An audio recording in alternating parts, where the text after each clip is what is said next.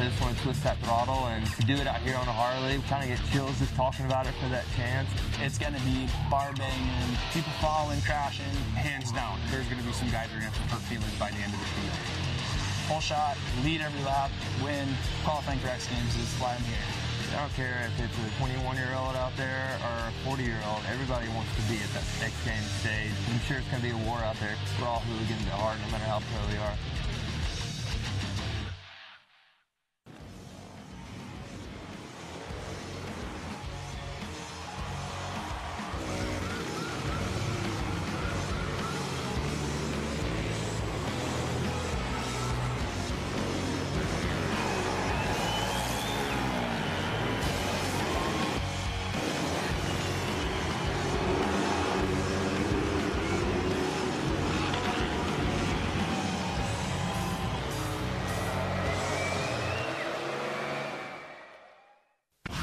It's a perfect day for racing here in the Idaho State Capitol as we come to you from downtown Boise. Riders from all over have converged for an opportunity of a lifetime as they square off at the Harley-Davidson Hooligan Racing, live from CenturyLink Arena. What's up and welcome. I am Brandon Graham alongside Lance Corey. And Lance, I'm so excited about tonight. It is hooligan in every sense of the word. No, these guys are bringing bikes that they're riding on the normal street to and from work, and they're going to go out there and race each other. Yeah, the only prerequisite, as you see the riders coming in here to the pits, is essentially a production twin, a street legal bike, and you could come out here and compete tonight. Yep, they open the signups to anybody. Anybody could sign up and race their bike here. Yeah, absolutely. And what's at stake? An opportunity to earn your way in to X Games Minneapolis. Yeah, we have riders right here. Why don't we ask them? Come over here. Right off the street. Yeah, right off the street. Is this real TV? This is real TV. I don't know what to do with my hands. What do I do here? We just want to know what you did. No, I'm just kidding. On Monday. On Monday? Yeah, what did you do Monday? I worked. You worked? I worked yesterday. What's your job? What's your profession? I own a motorcycle shop in Ogden, Utah. All right, so motorcycles in your heart and your blood. Yes. Harley-Davidsons. You cut me in half. I'm orange and black on the inside. And you're ready to earn a spot to X Games Minneapolis here tonight? Yes, because I've grown up watching X Games, so the opportunity to be an X Games athlete, and on a Harley, it's a dream come true for me. That's what tonight is all about. We're about ready to set this thing off. Let's send it down to the third member of our team, live from inside the arena, Diana Dahlgren.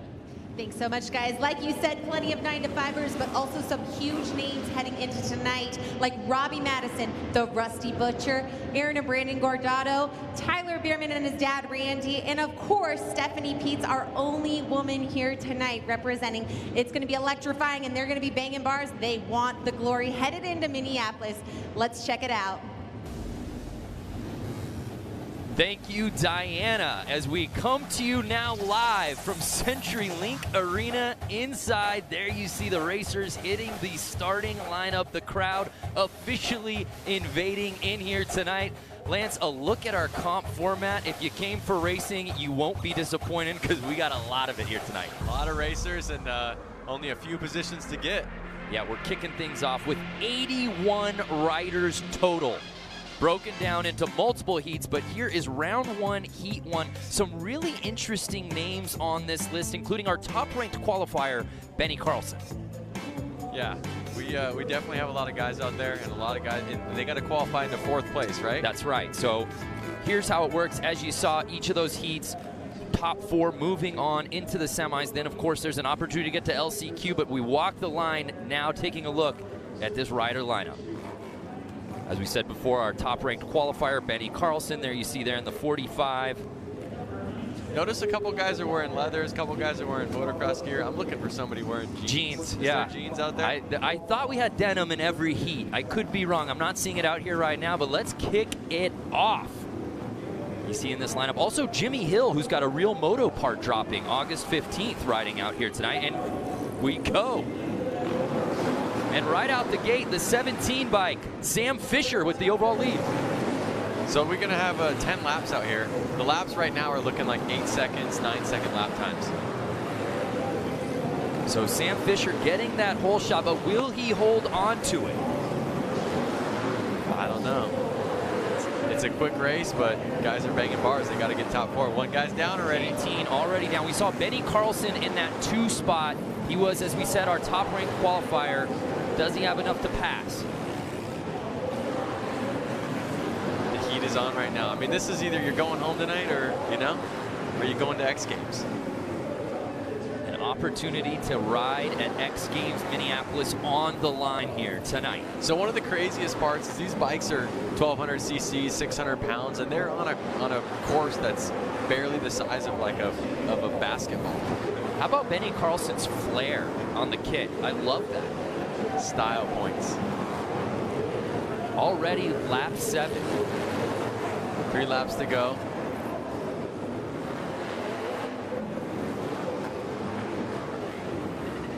And it looks like Benny is starting to lap people. Uh-oh. It looks like they threw the checkered flag early, Lance. We were on finishing lap 8. Uh-oh. Unless our counter was off. 88. So that was Jimmy Hill. Freestyle rider. And freestyle motocross rider. Yeah, as we said, Jimmy Hill's got that real part of our real series at xgames.com. His moto part dropping August 15th. There you see our top-ranked qualifier, Benny Carlson.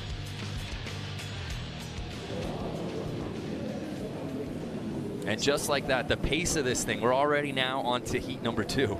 Heat number 2. Who do we have in this one? Any familiar names? Drew Saunders from Wonder Lake, Illinois in the 00. We see the 34 bike, Jeremy DeRuyter out of West Bend, Wisconsin, 38 years old. And the 12 bike out of Salinas, California, AJ Kirkpatrick. Chris Boone, number 13, out of Goodlettsville, Tennessee. These guys are ready to go. They're wanting top 4 right now. Yeah, here is our starting list for heat number 2.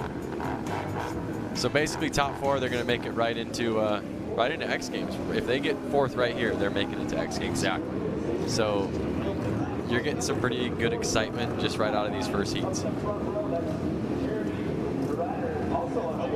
Again, 81 riders out here today that will be cutting in half, that will be moving on to X Games Minneapolis. Oh, slow your roll there, Jeremy. And we're off. And it looked like Robert Bush, who got the whole shot, he's got the early lead here on lap 1. Keep an eye on 44, see if he can stay out front. Right now, Bush is in that lead. And it should be... Oh, and it looks like the 13 bike having a little bit of trouble there. Chris Boone.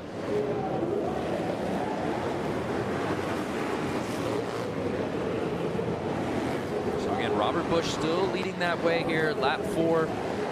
Again, during qualifying, the best riders were doing just over 8 seconds. I'm curious if the lap times are going to get a little bit faster as the night goes on. Is the track going to get hotter? Are the riders going to get more comfortable? Are they going to hang it out there a little bit more?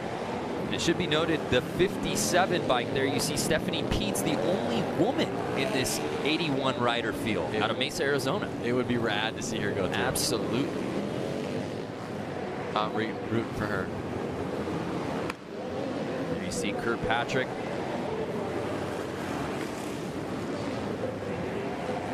Currently right now, Kirkpatrick's going to transfer. So keep your eye on that 12 bike. At this point, it looks like he will be that last one getting in. Uh-oh. Oh!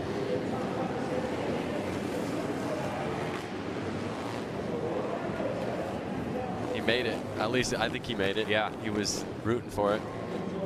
And it was Bush that was leading from start to finish. Look at that, 47-year-old. He's the oldest one in the class.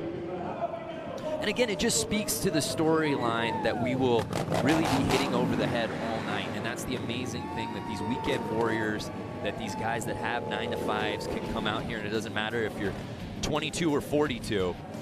It's all an even playing field out here tonight.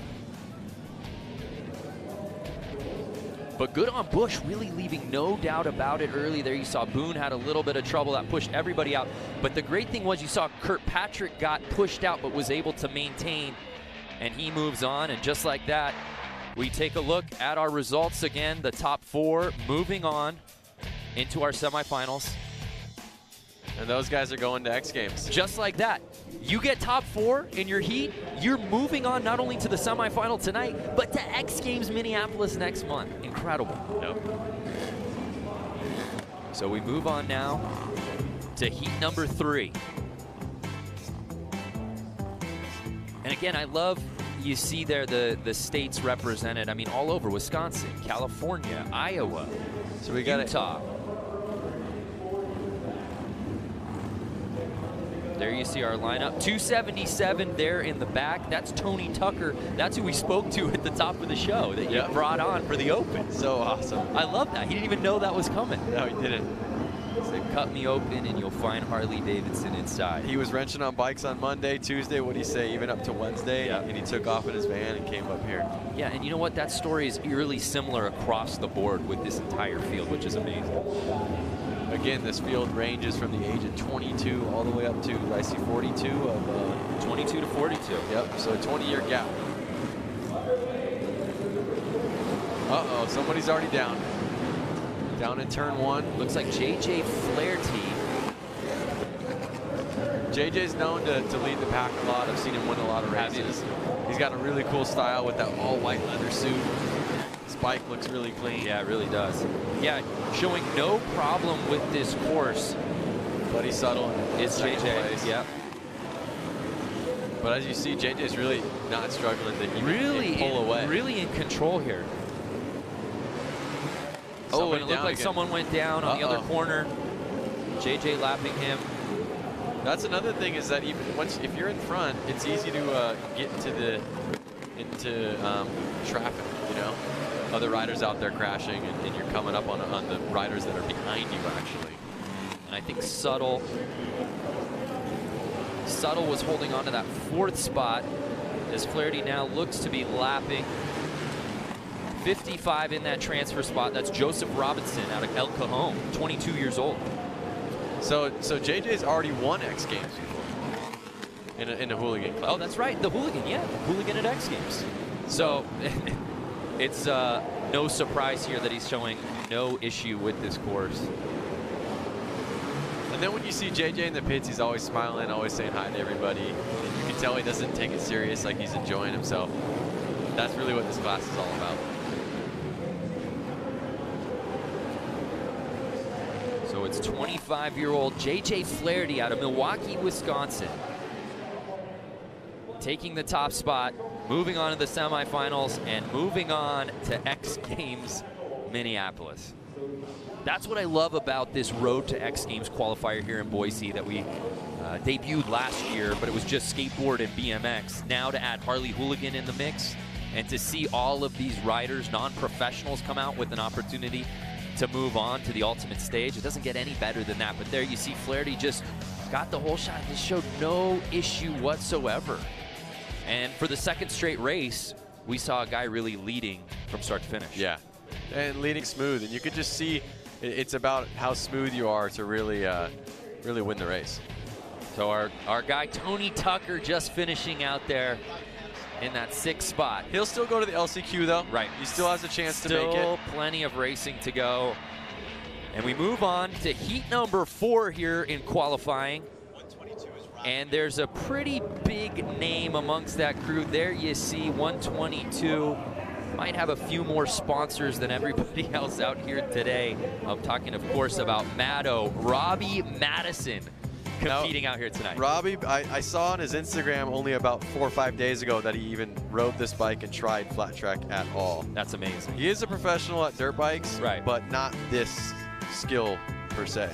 Also in this group, the 25 bike, Dan Louders, who competed at X Games Aspen in the snow hill climb along with his brother.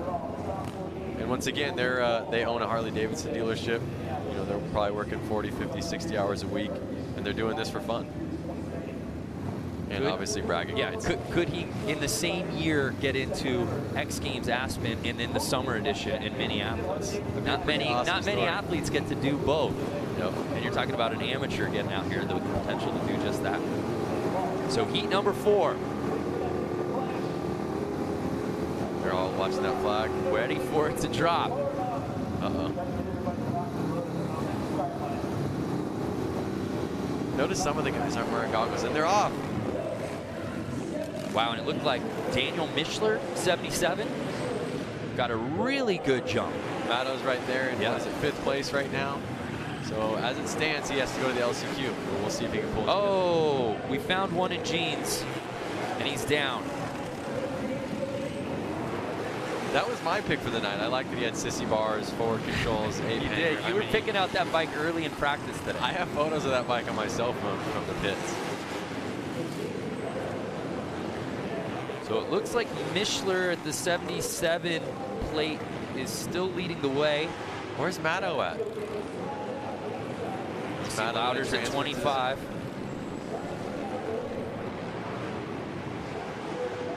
Uh-oh, another guy down. Who do we have down right now?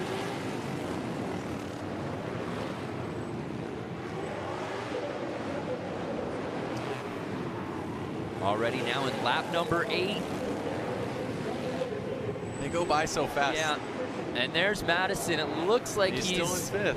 Middle of the pack. He's gonna need to move up 122. Robbie Madison. Oh, and he got him. And he does the pass on the low line and is able to get into the top 4. Can he hold on? White flag is out. Uh-oh.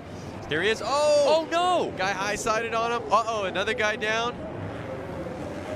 Riders are dropping like flies. On Looks the like he ended up final lap. So did Matto get in? Was that top 4? Matto was in. He was either 2nd or 3rd. But again, Daniel Mischler got a terrific start right out of the gate and never looked back. I want to give a shout out though to Jack Martin getting out there with the ape hangers, the sissy bar, and his sponsors are Family Auto and more. And Robbie Madison holds on to that 4th spot. He will be moving on to the qualifiers along with Daniel Mischler, Dan Louders, and Dave Kilkenny. Dan's making it. Dan's going to be, he was wow, from summer to winter. Hey, let's head down to Diana, who I believe is with Matto. That's right, someone you're very familiar with, Robbie Madison. Gosh, putting it down, making a pass, and getting into tonight's semis. How does it feel to be flat track racing? It's a lot of fun. It's such a tight little, tolerance there between first and last. It's good to try something different, cool to get out here and race, and I got a big smile on my face. It's what it's all about. All right, well, put your hands together. Robbie Madison coming, joining the Harley-Davidson Hooligan Racing, guys. Well, it's exciting. Thank you, Diana. Yeah, no shock to see Robbie Madison on the X Games stage. I just never thought it would be via Harley-Davidson Hooligan Racing. Yeah, exactly. Yeah, but it's amazing. And again, as you said, Louders, I love that story. To be competing at X Games Aspen and Snow Hill Climb, and now he's doing summer. That actually puts him in some elite company in terms of athletes who do both winter and summer over the years. And I think if you were to have asked him about X Games 2-3 years ago, he would have never thought he would be competing in both of them. So we move on now to heat number 5. You took a look at that lineup as they come in. They're literally coming in across the street. The pits are just a street light away from the stadium. Yep. So they actually have to stop traffic so they can come through down into the arena floor. It's pretty rad. I see a lot of Harley hooligans out there. A lot of, I see Mikey Virus. He's been in the lead a couple of times at Flat Out Friday. The list kind of goes on. But so there's some notable riders here. Bike number 119, Craig Reynolds, 21 years old. Not only is the youngest rider in the field, he is a local boy out of Boise, Idaho. That's nice. So he probably slept at his own house tonight. Not only that, probably he's going to have the loudest cheering section. We also have the oldest rider in this heat, Brad Spencer, out of Gilroy, California, the garlic capital of the world, 56 years old. Yes, that's true. Our head of research, Vince. Is that true? Uh-oh. Fonz is down already.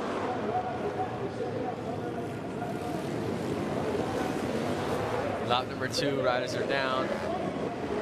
So Danny Holbus with the lead. Brandon Gonzalez. But Craig Reynolds in that 2nd spot, the Boise boy. Mikey Virus is fighting for 3rd place right now. And there's always the question too, Lance, of obviously you want to get into the semis. How important is it for, we see a pass there, to win qualifying, right? Because we see that certain guys like to be the top-ranked qualifier. It's not just enough to get into the top 4. It teaches you how to be out front and builds your confidence and proves to you that you can win. So it's a lot nicer going into your second race knowing that you can win it. So we saw 56-year-old Brad Spencer make a really nice pass earlier. And he's behind Brandon Gonzalez out of Buena Park, California. Brandon's another one that I personally know. He's actually a CNC welding machine salesman, and he travels the United States selling welding machines that are CNC welders. That's amazing. So this might have been a business trip for him that just coincided maybe with him racing here at Harley Hooligan. But that's how it is. These guys have normal jobs, and when they come home on the weekends or whatever it is, they're working on these bikes, they're having fun with them, and then they go out and race each other. Brad Spencer looking hurt. Yeah, 56-year-old Brad Spencer. There you see grabbing at his leg. And heat number 5 officially in the books. And just look at that start. Danny Holbus was able to grab. Bonds right down, barely even into turn 1. And look at that right there where Spencer makes that pass. That was textbook, Lance. Just hugging the inside corner. You could see the confidence in him. Absolutely. When he had his eyes on the prize, for sure.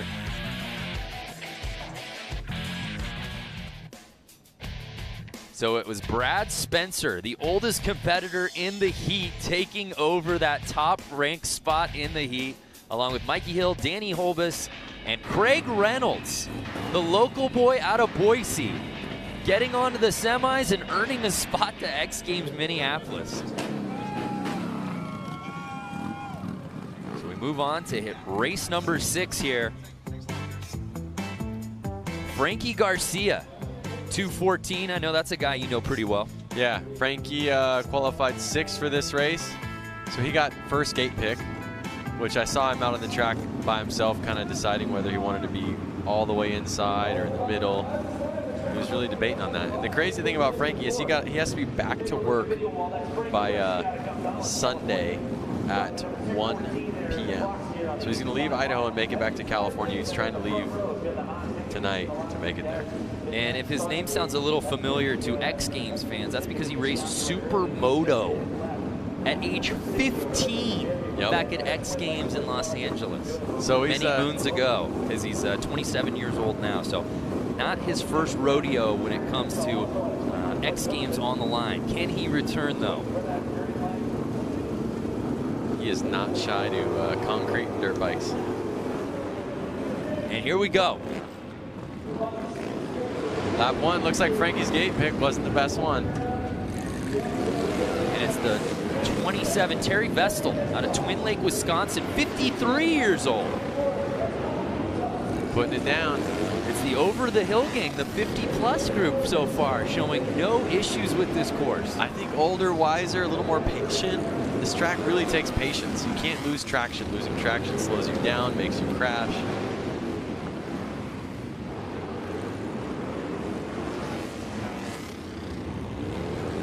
Again, if you're just joining us, 81 riders out here today. We'll split that number in half to move on to the semis. I saw a rider with jeans and a flannel. Already lap number 6. And this one's closely contested. Oh, there is a guy. The 36 got a little squirrely on him. Oh, no. And the rider right behind him goes down. I think that was Sean Gardito. I think so. That was the only casualty, it looks like. No one else went down. His air filters flew off. Oh, and 24 goes down. Oh, and he's taking another guy out. TJ Tucker trying to make the pass. And he was in that 4th spot. He was in the transfer spot. Oh, no, Lance. See how fast things can change when you're racing? Especially out there on that small track. What a finish. He'll make it to the LCQ and then hopefully pull through. That's as good of a race as we've seen so far tonight. Dramatics saved for the end. Poor TJ Tucker. His road just got a lot tougher to make it into the semis as we take another look. It was Terry Vestal earlier, and then we see Tucker. If they touch tires, it just pushes you down. You can see it was a yard sale right there. Air filter everywhere. But again, Vestal left no doubt about it. Got the whole shot and never had anyone in front of him.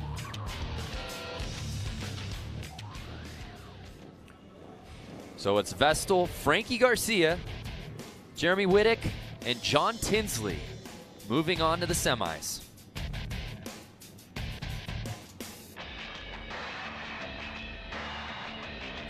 This one we have Rusty Butcher out there. He's definitely, he's won a lot of these hooligan races. I think he qualified pretty high up today. He qualified in 7th place. Now, if you don't see Rusty Butcher's name up there, for legally speaking, that would be Mark Atkins, number 22. Also in this group here, heat number 7, Tyler Bierman, a guy who's no stranger to the X Games stage. And also riding with Tyler, the number 5 plate right there, Randy Bierman, his father. So one of the cool things to think about is number 3X, Scott Jones. He's actually works for SpaceX and builds the rockets that are going up to Mars. And Randy was having his way. He actually qualified above Tyler for placement tonight. It's about being wise and patient out there. So 22, Rusty Butcher. The Biermans, number 5 and 653, back to back. But Mark Atkins is completely ahead of the pack. Yeah, and there you see Randy Bierman holding on to that 2nd spot. Now, do you think the Biermans would play tough on each other? Ooh, someone looks down, and that's Chris Wiggins of 09. Down and stuck under the bike. Those bikes are 600 pounds, and they're not easy to get up off of you. And Bierman in that 653 bike. Does he want to get to semis? Absolutely. Does he want to qualify for X Games Minneapolis? Definitely. Does he want to beat his dad? Absolutely. But the dad wants to beat the son. Right. And dads always have dad strength. Dad strength. You know, Randy Bierman may not have lifted a weight in the last decade. I'm not trying to guess here, but you got old man strength when you become a dad. It's all in the mind. So we begin now lap 8. And again, oh no! That was Randy. Randy Bierman. No, was it? Yes, the 5 bike. Are they both down? Randy and he brought down Jeff Hogan in the 21 plate. Oh, man. What was going on there?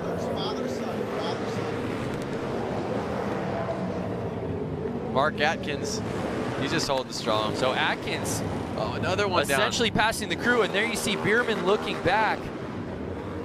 Wow, that was a crazy final lap. OOX, JW Martin, though, with the 8 hangers. Boy, Rusty Butcher, though, from start to finish, that might be as impressive racing we've seen so far here tonight.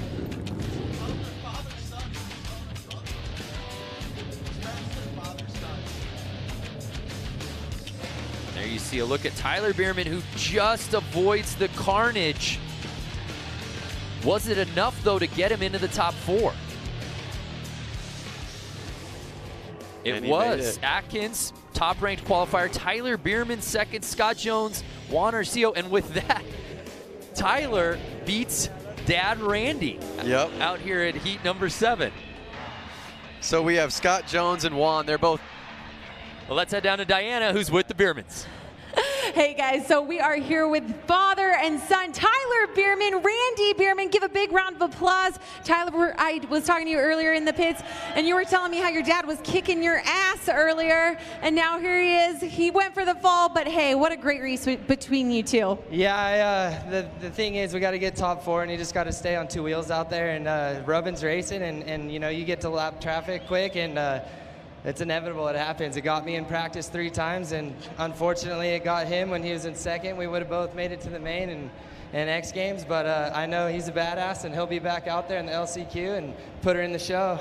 That's right. You're getting a second chance. You went down, unfortunately, almost made it into the semis later on, but you're going to the LCQ, which is important. Yeah, I'm thankful I got one more chance. I thought I had it. I was just trying to be smooth, and I got a little anxious there. I should have calmed down a little bit. Hey, you were super fast out there, but you get a second chance. I know, I'm bummed, man. I just want to go to the X Games. I'm going to be like 58 years old. I gotta get in there. Well, Randy Bierman, we're going to see if he can take it home in the LCQ and head off to Minneapolis X Games. And thanks, Bierman. Biermans, both the Biermans. Back to you guys. I love it. Tyler giving Dad Randy a pep talk. You'll get in there, Dad. But the thing is, Randy was racing so well. Randy was ahead of Tyler. He was in that second spot. He was. So this is our final heat in the round of one. Partner, this thing is flying by. Some really interesting names. One to keep your eyes on, 44X Dan Jacobson. Dan actually helped build the scaffolding for US Bank Stadium, which is where we host X Games Minneapolis. What an extraordinary story that would be if he could end up racing there at X Games Minneapolis in a stadium he helped essentially build. That's definitely some bragging rights to his coworkers when he goes back to town. Like, hey, I raced in the stadium we just built, for sure. So this is our final heat here in round number one. Of course, we'll be having LCQ races and then the semis, which would lead us eventually to our final. So again, keep your eyes on 44X. He's really shooting to make it into the X Games so he can race in his hometown in the stadium he had a part of building. So there's a look at our lineup. 429, Ricky Renaro out of San Jose, California, 27 years old.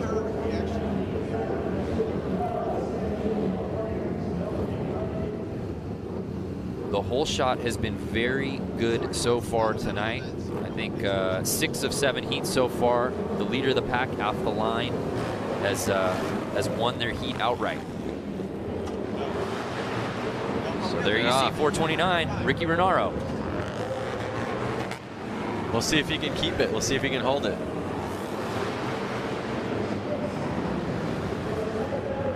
I want to know where 44X Dan Jacobson is. I see 44L, but I don't want to get confused. Numbers and letters sometimes can do that to you. Yeah. There we see 44L. That's Chris Hansen out of Grafton, Wisconsin. Midway through our 10-lap heat run, the final here of run number one.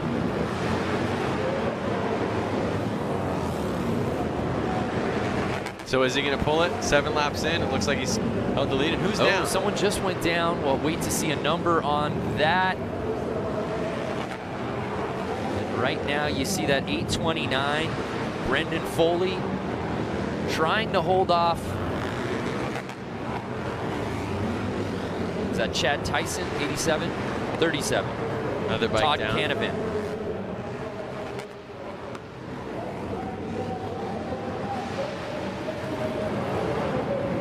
Ooh, little rub in there.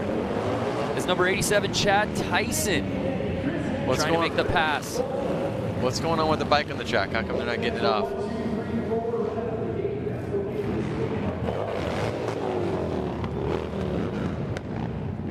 Notice some of the guys have dirt bike helmets, some of the guys have street bike helmets. Yeah, it's really a hodgepodge of kits out here tonight for sure. We take another look, little squirrely there for that number 37, Todd Canavan. And there was good battles going on between Brendan Foley and the rest of the field, but it was Ricky Renaro who really got a great jump, and he qualifies first out of this heat. So it's Renaro, Nick Leonetti, Chris Hansen, and Brendan Foley moving on to the semis. Unfortunately, Dan Jacobson's going to go to the LCQ to bring it home for his hometown. Yeah, we'll see if he can get local and get back to Minneapolis. But run one officially in the books. We now are going to be moving on to the LCQ here at CenturyLink Arena. And again, if you're just joining us, it's Harley-Davidson Hooligan Racing.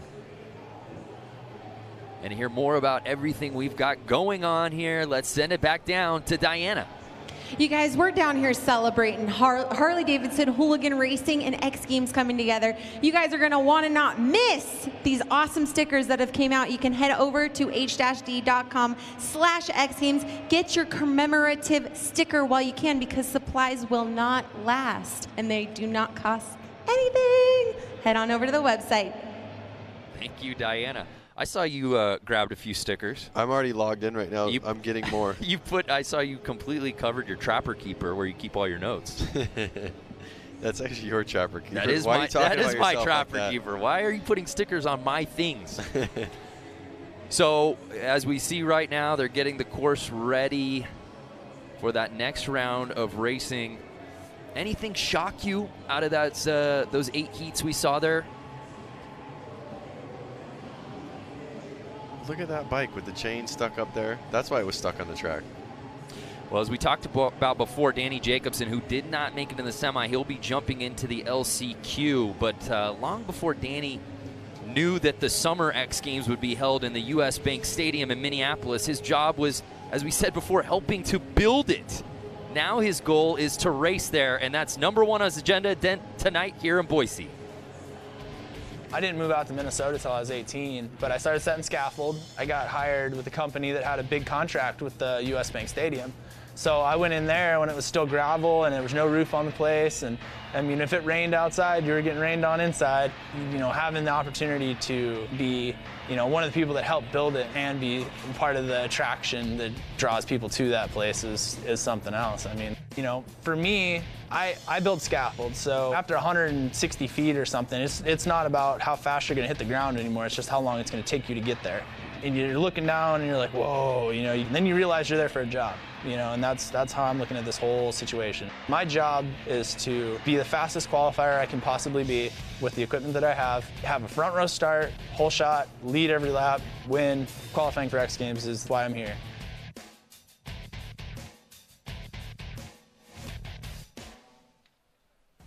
What a story that would be if Jacobson can move on. And there you see the amazing crowd we've got out here at CenturyLink, getting their money's worth, watching Harley Hooligan Racing going down all night. So we had 8 round 1 heats, right? Yep. Now we move on to 8 LCQs, my friend. Well, there's a couple guys out there that are definitely, I think, should have made it through, had a crash or so, like the Randy Bierman. He's going to get an opportunity to make it to X Games again.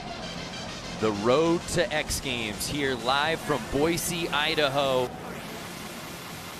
And the format for this LCQ, we've got 8 of them, with the top 2 from each one moving on to the semis. The bottom of the field will officially be eliminated. This is give it all. I mean, right here, if you don't get second place. Yeah, as we said before, we started out with 81 racers. We're knocking it down to the top 48 that qualify for X Games Minneapolis. We've been saying it all night. You make it to the semis, you make it to X Games Minneapolis 2018. And like I said, if you're not top 2 in these races right here, you're going to go back to your rig and you're going to pack up and you're going home. Yeah, but still the opportunity to come out here. What a platform for them all. LCQ heat number 1. Sam Fisher, Merle Barnett, Jimmy Hill. That's a guy we absolutely expect in the semis. Yep. So some really notable names there. We move on to LCQ heat number 2. Stephanie Peets, the lone woman in the field out here tonight, trying to move on to the semis. All the way from Arizona. And heat number 3, there's our guy, Tony Tucker, out of Ogden, Utah, who just came out a day ago. Yep. Heat number 4, headlined by Hunter Klee, Jason Rogers, Jason Larev.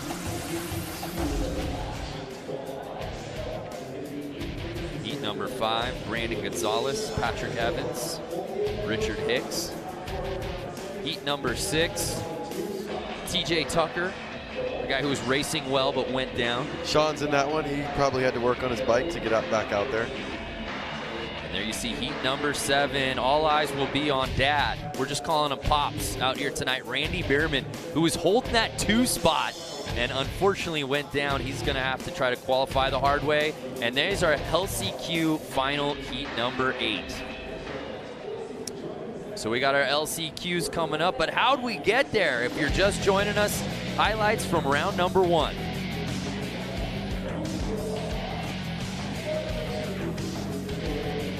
And at this point, Lance, I think now these guys, they got practice runs in, they got qualifying heats in, they got run number 1. They've got to be as comfortable as possible. Do you expect to see a little bit more rubbing out here with so much on the line? They kind of got their first jitters out the way. The gate's already dropped. They know where they stand. They know what they have to do. They, well, did you see that crash? Oh boy, he slid across the whole field. You know, I think now, like I said, they want to make it to X Games Minneapolis, and they know it takes 2 positions to get there. And I think they're going to hang it all out. And let's not forget, the heats are now smaller. Yes. We're not seeing 10+ guys out there. So the potential for carnage a little bit less, but again, what's at stake? An opportunity to get in the semis, to get into X Games Minneapolis. You know they're going to go for it. Less riders on the track also means that there's an opportunity to go a little faster. Right. Less people in your way. Track seems a little bit bigger when less guys are out there. Now, we certainly saw some falls throughout round number 1. How about success stories, guys who really led the way from start to finish? Anybody stand out in particular to you that we should really be looking forward to watching in the semis a little later? I mean, Mark the Butcher, he definitely, when his race, he looked like he was smooth the whole time. He was calm, confident. I never saw any struggle out of him, and he led the whole race and took it home. So my money's on Mark, if you're asking. Mark Atkinson. Who's your money on? Boy, I want to pull for somebody who's not in semis right now. Ooh. I like the Cinderella story. I'm a big fan of just Jimmy Hill's riding and his style. Of course, he's got the Real Moto part dropping in August that we're all excited about. Give me a Randy Bierman. I just think it's amazing. He was riding so well in qualifying and was holding on to that 2 spot. Looked like he had it sewn up getting in the semis. He's a hungry man. He is hungry. And his son beat him. And he's 57 years old. As he appropriately said, I want to get to the X Games. I'm going to be 58 soon. So here we go. LCQ number 1. Ready to set it off.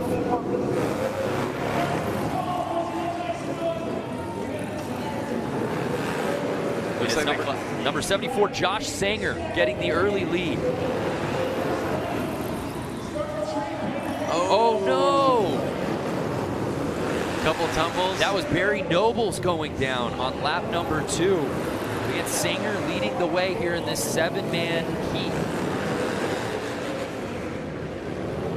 Again, top 2 will be moving on to the semis. Oh!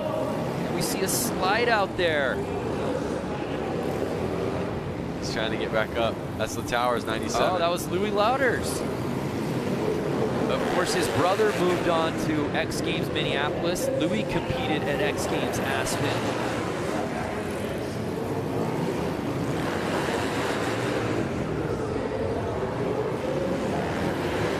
Louis had just missed the podium in Aspen. Finished 4th place in the snowhill climb. But again, it's not about top 4 here. It's top 2 if you want to get into that semi.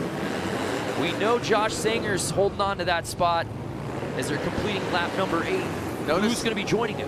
Notice the Towers is back out there, back battling. Did he? Oh! Is he in the lead right now? He just passed him. He went highline and just passed Sanger. But is he coming back? On the 9th lap.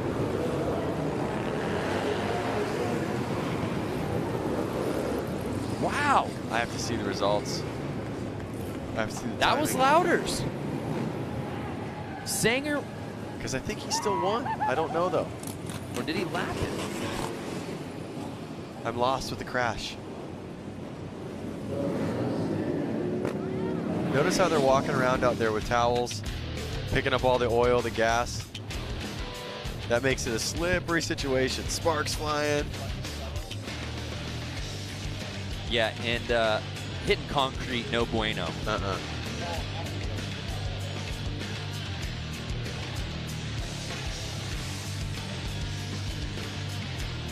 All right, I'm looking forward to seeing the official results.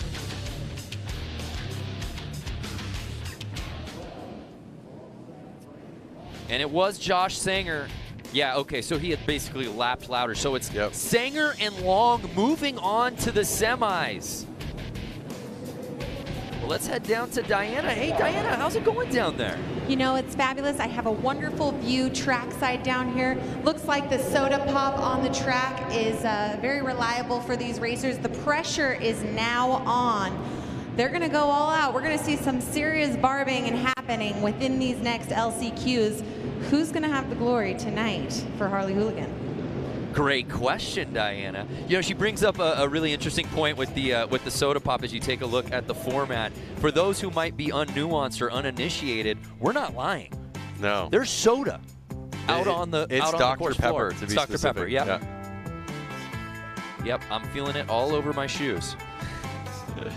Yes, you are. So LCQ number 2, here is our start list. Stephanie's out there. Stephanie Peets, the lone woman in our field tonight, trying to move on to the semis. Taking on some big names there. Jake Smith, Chris Boone, Drew Saunders. Notice Stephanie's far on the right side of the track right there. So she's got a wide gate pick coming from the outside. We'll see if she can get the shot out the gate. You see behind that group, 33 Jake Smith out of Knoxville, Tennessee. That second line. Here they are getting ready to go. Chris Boone has the inside track. Oh, and he goes down right away. Oh, and it pushed Stephanie wide, unfortunately. She had to go wide. Green flag's out, though. They're still racing. Yellow flag is letting them know that someone's down on the track, but they are not stopping. Oh, red flag the race. And that's it. Red flag the race. Tough to see in an LCQ with so much on the line. Well, at least they'll get a second chance. Stephanie will be able to go at it again. Because it's really unfortunate when it wasn't, you know, her fault that the bike was sliding in front of her and she had to go wide to stay away from it and stay safe. But there's just such little ground to make up on such a small course that something like that detours. And I mean, especially when you look at the qualifying sheets, there's 86 or so riders out there, and the lap times are in the 8 seconds all the way up to 56th place. Right. And then the slowest would be 11 seconds. Right. So, I mean, you're really splitting hairs here for lap times. So we restart the race. The field obviously getting a little slimmer.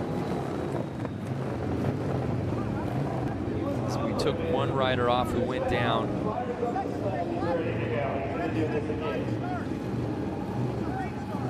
Again, Jake Smith holding on to that inside spot. It was 9-11 Jason Clements who got the hole shot.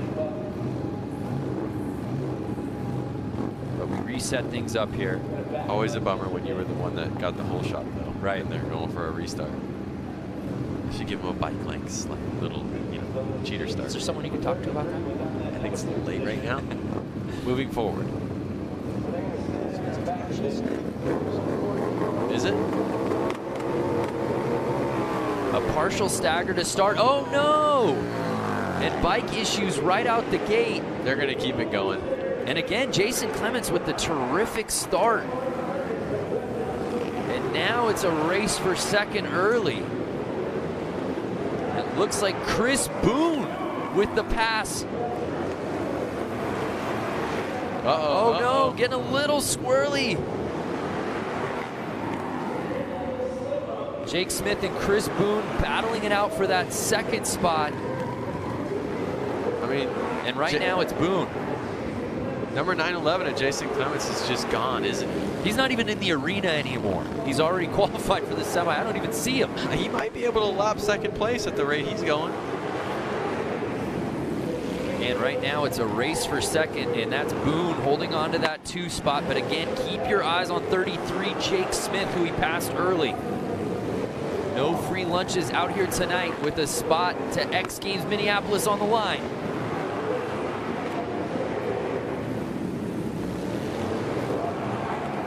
Now, one thing to think about is the track's getting warmer and warmer as they race, which makes it stickier and stickier. So the traction is changing from race to race, and if you were earlier or later now. So it's kind of new every lap almost. Final lap. Is Smith going to be able to grab Boone for that second spot?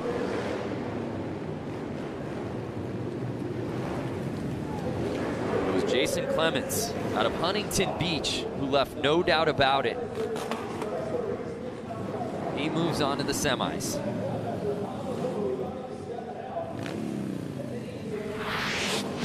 I'd love to see the lap time on that, because Clements was absolutely flying. And there you see where Boone makes the pass.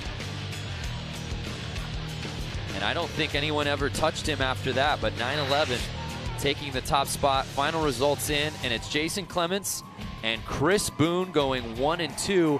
They move on to the semis, 3, 4, 5, and 6. Their day is over. Well, let's head down to Diana Dahlgren.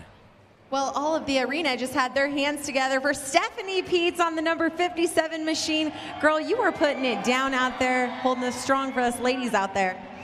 It's crazy. It's like so insane to compete with all these guys that are so good, but it's so much fun. I have to do it. It's crazy. All right, so talk about your LCQ, talk about the heat. Let us know what's happening out there. So I'm just trying to stay out of the way of any craziness. Honestly, I just don't want to die. As long as I keep it shiny side up, I'm good, happy. All right, we'll give a big, huge round of applause. Stephanie Peets keeping it on 2 wheels here, Harley Hooligan. So Pete's unfortunately not moving on to the semis, but still a good showing. And it's just a tough one, too, to come back from, Lance, especially after the restart. I know that's got to take something out of the riders. Oh, it does, for sure. I mean, they had to do extra laps. They did 2 extra laps than they should have. And your energy level, you were excited or you were, it is tough. So there's a look at our start list here for LCQ number 4. And Tony Tucker, our guy who we spoke to off the top, man off the streets. You pulled him in for the show open. He was just out there working on his bike, trying to mind his own business. He didn't think I was serious when I asked him. He did. It was funny. Before we did start filming, Lance said, "Hey, you want to come up?" And he kind of said, "Ha ha." And then I think when we went live and you said, "Hey, come on up," yeah, he was like, he wasn't expecting that. He didn't know what to do with his hands. Oh, he did it. But he's out there now, and I think he knows what to do right now. Yeah, he's in that 277. Black and blue, baby. Oh, Tony. Oh. Tony, my man. Up the gate with his hands. Just wait a second. You know what? I'm just going to practice lap. Y'all look at this one. The victory lap, baby. That's how you do it, right? Yep. Jump the gun a little bit, but just own it. Oh, he jumped it, so he's got to start a gate behind. Oh man, he can slingshot it though from the back. Oh, Tony, we'll see if he can make up ground there. Uh-oh. But it's 66. Justin Burhow with the early lead. 27X of Jordan Baber is going for it. He's not in a transfer position, but he wants it. Again, the top 2 from each LCQ will be moving on to the semi. It's no longer about top 4, it's first or second. That's what you've got to have in your vision. Oh, and a bike gets thrown away there. But it's still 66 leading the way.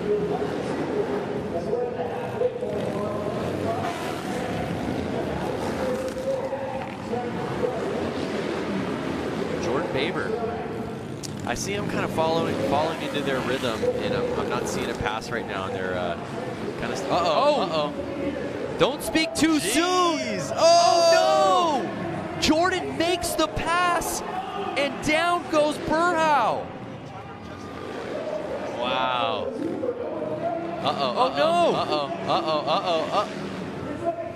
The 27 of Jordan Barber is in the lead now. How fast it can change. We were wondering if he had enough to catch up to Burhow. He makes the pass, and then Burhow goes down. And just like that, Jordan Baber takes the win here in the LCQ. And our guy, Tony Tucker. And was that Tony Tucker in the second spot? Yep. From wrenching on bikes all week to qualifying for X Games Minneapolis. Hey, when Lance Corey calls you to come on TV, you know you're going to have a good night. Dreams are made here in Boise. And you talk about what happened right out the gate with the early false start. Just like that. So he jumped the gun. And look where he's got to start from behind. Yep. And makes his move. And there we see, when Babber makes the move from second into first, and unfortunately, Burhow just couldn't recover. I thought he was going to run the bike around the entire course. Dreams are made in Boise. And Tony Tucker. What more can you say about our guy out of Ogden, Utah? Getting that second spot, moving on to the semis. Jordan and Tony will move on to the semis. Let's head down to Diana, who's with our friend, Double T. What a race, getting the whole shot, crashing, then coming back, and you are going to the X Games. Tony Tucker, it looks like you know what to do with your hands. I guess so. This is a dream come true. I red light, got to start from the back. I knew if I rode a smooth race, I could hope for the best and get around those guys. Made it happen. What is going through your head right now? The fact that you lost the whole shot, went down in a race. I mean, the thought of X Games must have been out of your mind at that point, and now you're going. I don't even know what to say right now. I'm at a loss for words. All right, well, congratulations. Give a big round of applause, Tony Tucker. Yeah, just an outstanding story, and just this is why we do this, Lance. I mean, it's just a beautiful thing. We talk about all these guys being amateurs, weekend warriors. So many of the guys competing out here have a similar story to Tony Tucker. But to see dreams actualized and now moving on to X Games Minneapolis, just outstanding. I mean, the chance that the opportunity we had to talk to him earlier on in the day, I have a big grin on my face knowing that, you know, he's going to make it to X Games. Oh, I love the bikes with the ape hangers. Ape hangers and sissy bar. Just to tell you, that is like the hardest bike to ride on the track. Bar's that tall, his feet are forward. That bike it screams not for turning, especially in that tight of an area. And again, one of our favorites in jeans, no less. Jack Martin is 63, 182, that's Hunter Klee. And 100, Joshua McDonald out of Murfreesboro, Texas. I hope I'm saying that right. And right out the gate, it looked like McDonald got the early lead, but no! Some carnage around the corner on run number one. The 182, a Hunter Klee down in his peak gear. And we have the red flag. Look how let down Jason Rev, number 2 is. Oh, out of Sun City, California. Are you kidding me? Yeah. The lead in the LCQ, but let's see what goes wrong there, Lance. I mean, they touched, and that's just, when you touch on a track like that, you're going down, basically. Rubbing is racing. Rubbing will also put you on the ground. So we restart this thing, 10 laps. So now these guys are technically doing 12 laps. So at this point, they're cleaning up right now because there's gas or oil or some sort of fluid on the track. Something's on the course. Makes it like ice. So they got to get it off before they can start riding. They don't want it to be too dangerous. It's already dangerous enough. And my boy in the jeans, number 63, Jack Martin. So 182, Hunter Klee was in a really enviable spot. Now he moves back. And it's Jason Rogers, number 3. But keep your eye on number 2. Yep. Jason Larev, he had the lead. Let's see if he can pull it again. And yes. Oh, no. No. P2 right now. Number 3 of Jason Rogers in the lead. So Jason Rogers has the early lead, but there you see again, Larev starting to make his move. He's holding on to that 2 spot. Jason Rogers slided in. Uh-oh. Can Rogers hold on to it? I didn't know any better, I would say he's wearing sunglasses. I think he is wearing sunglasses. Uh-oh. Oh, a little bit of an issue there. Now Jason Larev and Jason Rogers, number 2 and 3, are in positions 1 and 2 out there. They're both in qualifying positions. Do you think that they're going to play it safe, or are they going to battle it out for first? Yeah, I think Larev's got to feel pretty good right now. Or excuse me, Rogers. Yeah, I think you're right. It doesn't look like Larev is really pushing on Rogers at this point, unless he's trying to pick his spot final lap time. But as we complete 8, it's still Rogers leading the way. White flag's out, 1 lap to go. Uh-oh, they're pretty close now. Can he do it? Can he do it? So Jason Rogers leading the way, but can Larev catch him? Right now, the top 2, they'll be moving on to the semis. And that's how they'll finish. 3 and 2 finish 1 and 2. Jason Rogers takes the top spot, and Larev right behind him, holding on to that second. A clean race from the get-go. Well, I guess from the second get-go.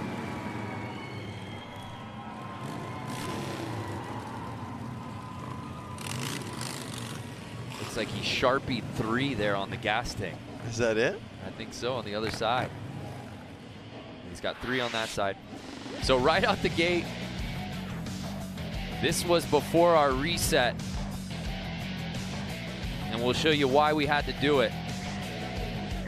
Just so early on in the race, the red flag had to come out, unfortunately. Larev was looking so good, but at the end of the day, he still gets in with that 2 spot.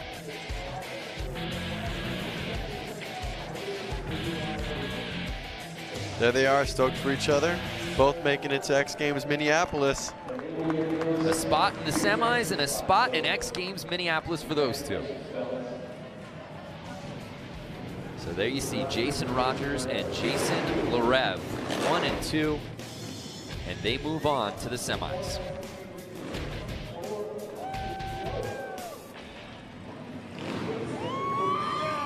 Fans out here at CenturyLink excited, and we're just halfway through this thing, man. I know, it's incredible.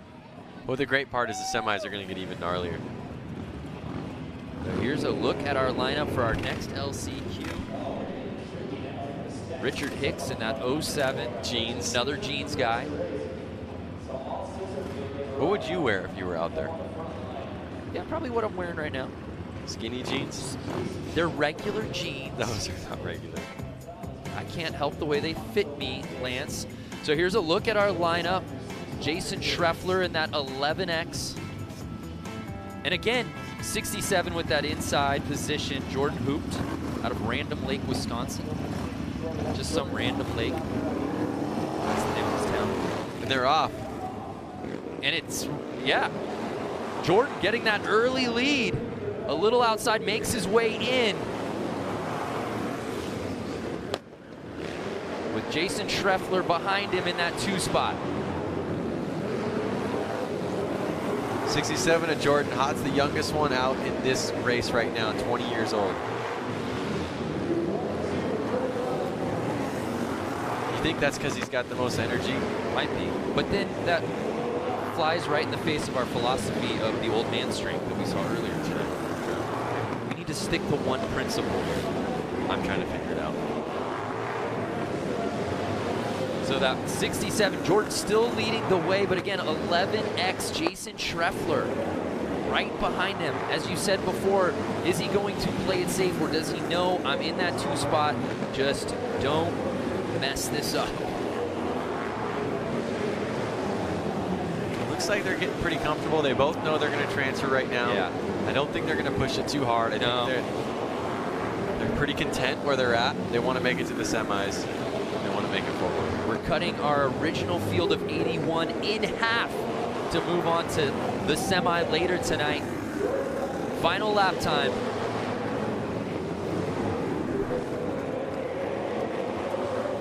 And there you have it. Hoped with some terrific racing right out the gate, had the lead, never looked back. And it's Schreffler right behind him, 11X. Both Wisconsin boys. And they're moving on to the semis.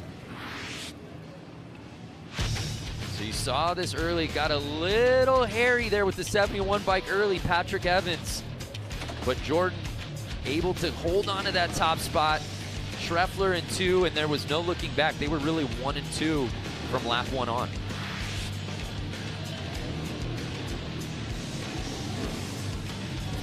So those two move on to our semifinal, move on, of course, to X Games Minneapolis, and unfortunately 3 through 6, their days officially in the books.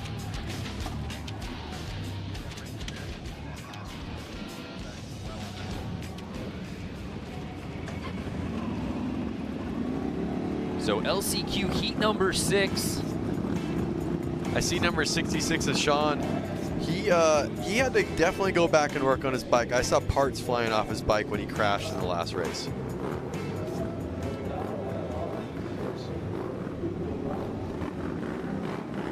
Greasy 99. Luke Lebrat. The 24, TJ Tucker.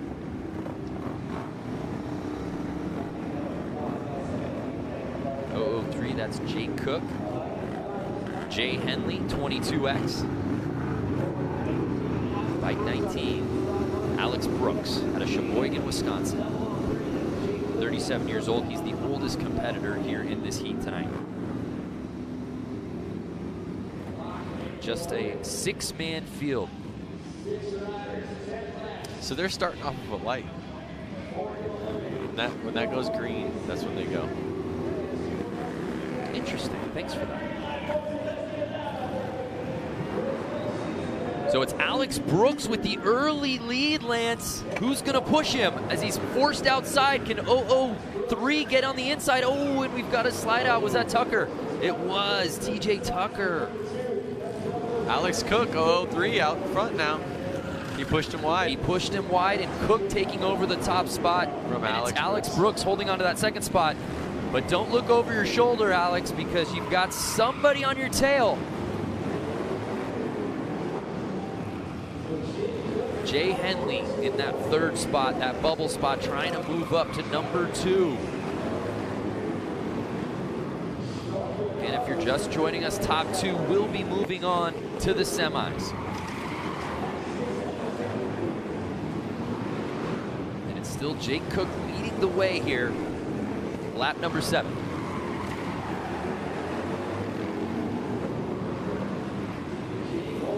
Now if you notice, Jake Cook, number 003, his sponsors are Rusty Butcher. Right. So Mark Atkins supported him in some way to get here. Yeah. He's got a couple of riders. Yep. And that's really cool about these guys is that they give back and help other people get here and race. Yeah, because as we said, a lot of 9-to-5ers out here, but there are a handful of guys with some legitimate sponsors and certainly some big-named pros from other disciplines. And just like that, the race officially in the books. And it's Jake Cook, 29 years old, out of La Habra, California, taking the top spot.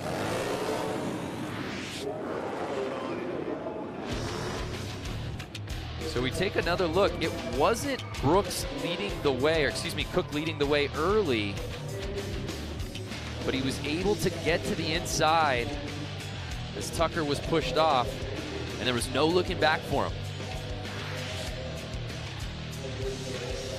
So Jake Cook and Alex Brooks moving on to the semis.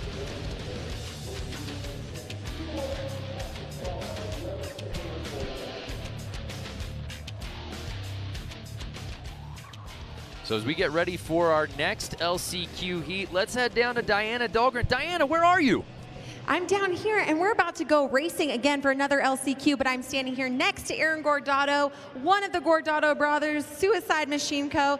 What's the strategy going into your LCQ here? I think going into the LCQ, you got to be safe, ride smart. You got to be quick, but if there's traffic, if there's an accident, if something happens, that you got to account for it.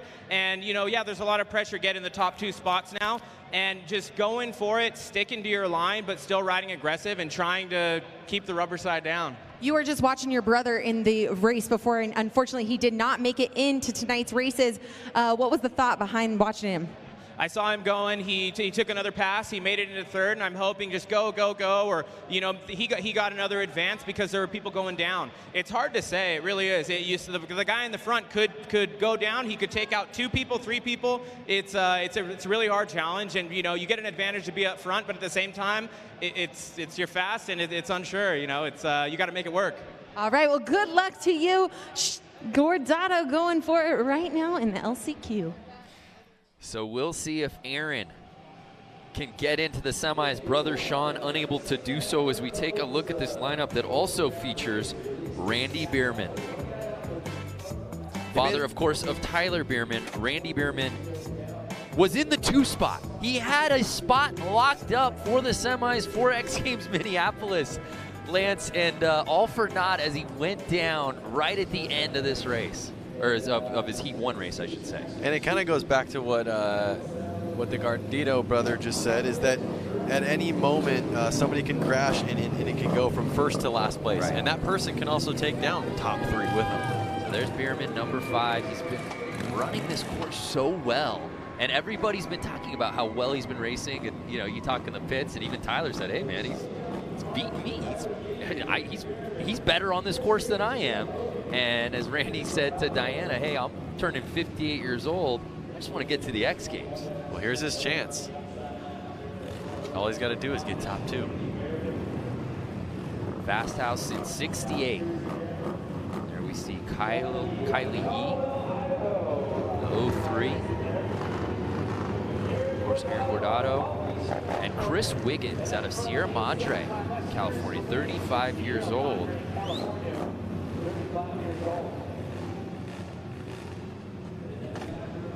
Got a couple of street bike helmets out here on this one. Yep. And they're off. And right away, Bierman looks to take the wide lead. Can he cut it? And he does.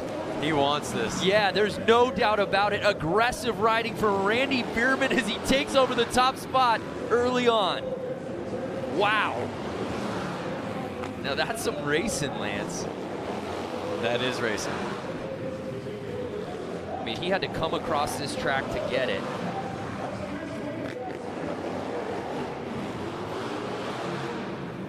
And right now, it's a battle for second.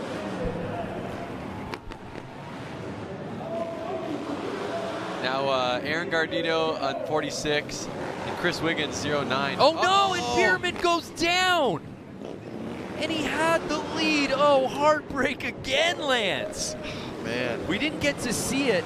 I'm curious to see what happens, but that's not a spot you want to be with the lead getting into the semis on the line. Poor Randy Bierman. So that puts Aaron Gardito in the lead, number 46, and right behind them, Chris Wiggins, 09. Looks like they're in a transfer positions, and they are friends, so they're going to probably play easy on each other, not take anyone out. Try to ride a smooth race and make it to the semis. So Aaron Gordado leading the way right now. Chris Wiggins out of Sierra Madre in that 2 spot. Will anyone catch Wiggins? Ooh, Wiggins right on the inside. He got it. He got it. Last corner. Wow. And you saw Aaron Gardito of 46. He shook his head like, dang it. A win's a win. Bragging rights. But look, I want to just show you, Bierman, how he comes basically from the wide position and aggressively comes over to take that top spot. We said he's not messing around. Oh, and it just slides out from under him. Kind of goes back to the same thing he said about himself in the last race. He was in the lead, he knew it, and he should have ridden a little bit mellower. He said that in the last interview.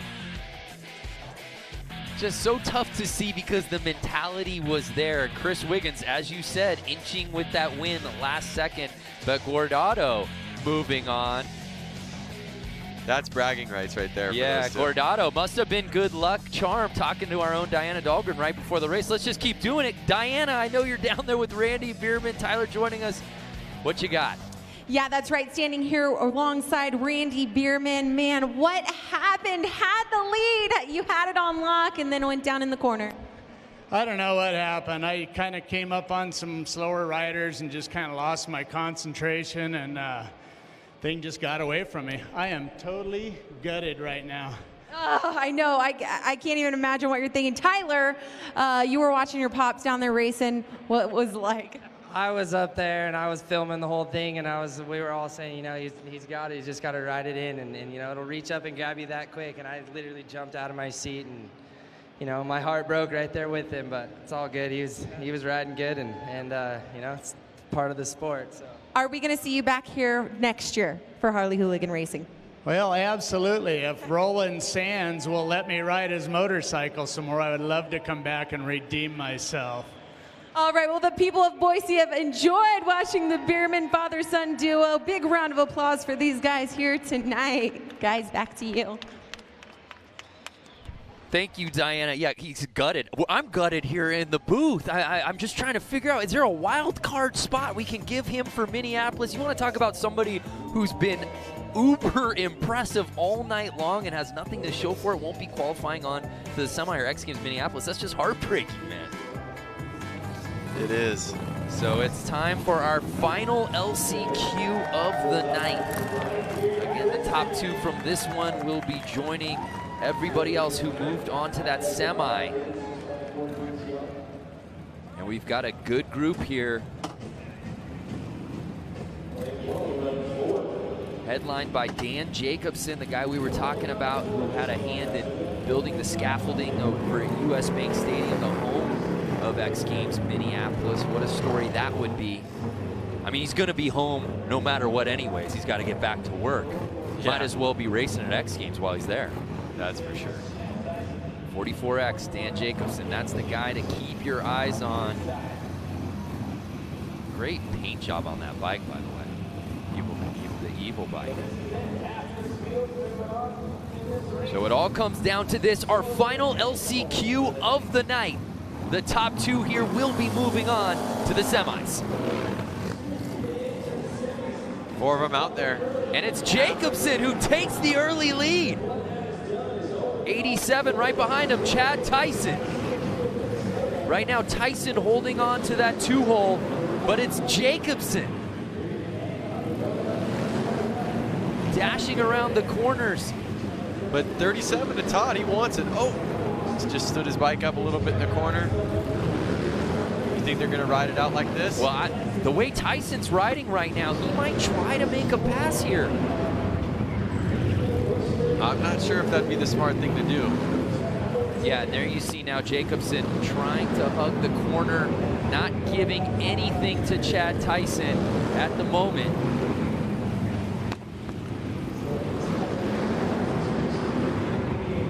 Tyson following his trail right now. As you said, it doesn't look like he's trying to make the pass. They're all pretty close. Yeah. Any slip, this whole position can change. And Todd Canavan, don't count out 37. He's trying to figure out how to get in front of Tyson right now.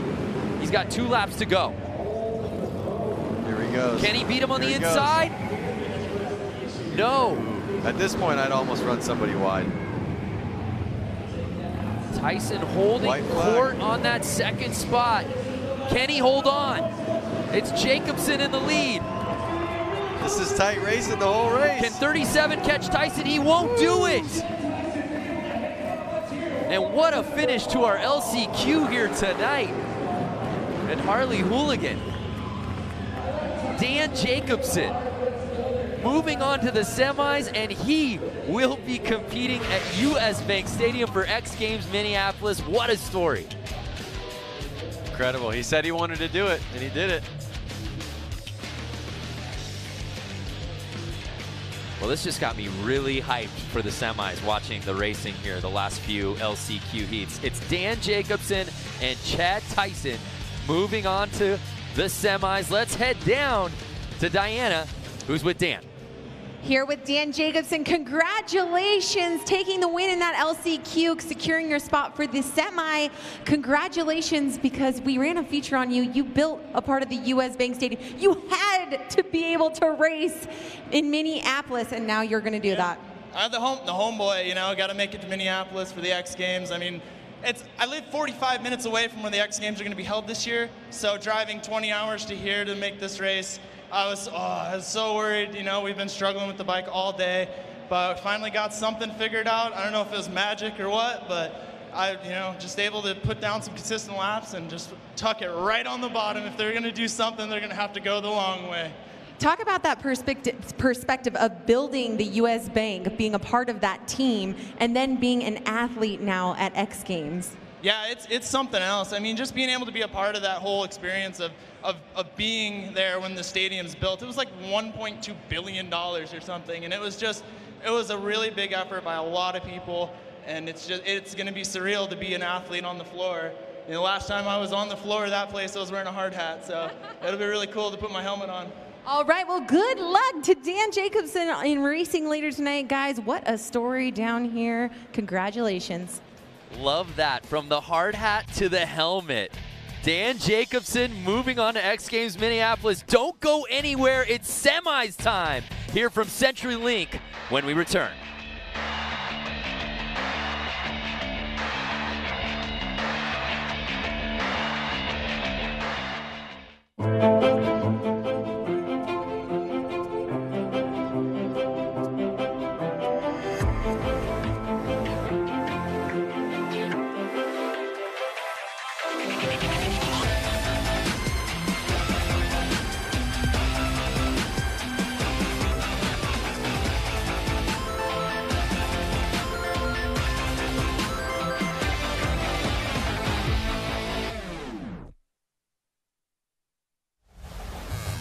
You can't come to Boise, you can't come to Idaho without trying the potatoes, but it's been an amazing home for sure. We welcome you back to the Harley-Davidson Hooligan Racing here at CenturyLink Arena in Boise, Idaho. It's semifinals time. Now, all these riders are trying to make it to the main. There's no doubt about it, Lance Corey. But they can take solace in knowing that each one of the riders we're going to see out here now have already earned a spot to X Games Minneapolis.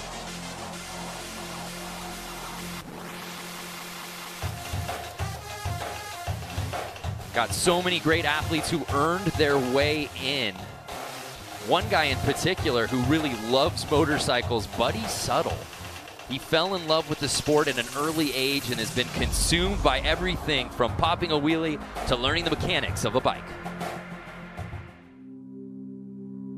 When I was super young, my dad took me to like a poker run, and all the Harleys were out there. I just loved checking them all out, seeing the different styles. And this one guy came out and went out on the street and did a power wheelie and like took off super fast.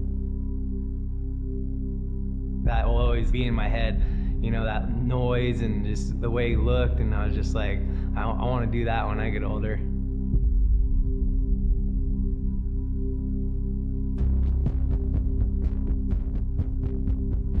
When I'm sitting on the bike, warming it up, excitement, that's what I feel, and I think that's what I love about it.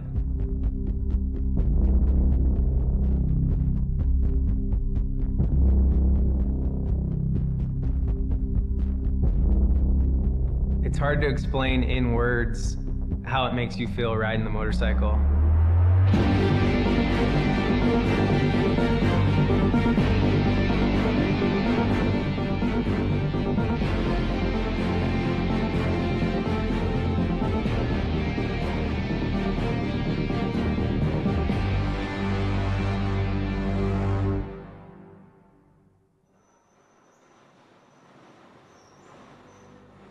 I would wheelie everything. Like, I always wanted to wheelie my BMX bike when I was a kid, who could do the longest wheelie, the best wheelie.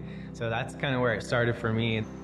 You know, we'd mess around on the dirt bikes when we weren't riding the motocross track. We'd practice wheelies, and then once I got the street bike, doing wheelies and, you know, standing on the seat and doing all that. So when I finally got a Harley, I was like, oh, I'm gonna start wheeling this thing and riding it like how I ride my dirt bike. And I figured out fast that it was a lot heavier and gonna be hard, but yeah, I just kept working with it and riding with my buddies and progressing, and finally started figuring it out. About 8 years ago, my partner Nikki, he had a little shop called Unknown Industries, and he was doing stickers and t-shirts, and I was already making a couple little videos on YouTube. he was checking out my Harley, and he's like, dude, I just got a Harley actually. And like, he didn't really know anything. He didn't like grow up like me around Harleys his whole life, but he liked them too, and he just got one off a buddy. From there, we just snowballed, and we involved like unknown with the Harley stuff and just grew it from there. So now basically stunt ride Harleys for a living. Never thought it would come to that, but here we are, and just having fun doing what we love. Today we're here at Big Al Cycles. He's been my buddy for a long time, and he's always helped me out with all the Harleys. When Harley came out with the Street 750, I got a chance to ride it. I thought it was cool, you know. I was like, oh, we change a few things on this thing and it'd be a really fun bike. So we liked it, you know. It was already set up really close to what we thought was cool.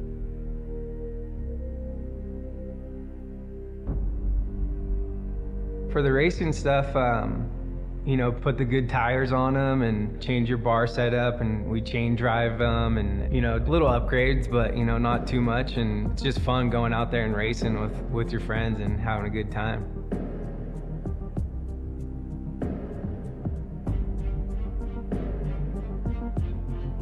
There's a bunch of races this year that we're gonna be able to go to, and I'm super stoked on that. Different layouts, different tracks, and whole different areas, you know. That's what's so cool about it. You could pretty much be from anywhere and get to one of these races. It's growing so much, it's awesome.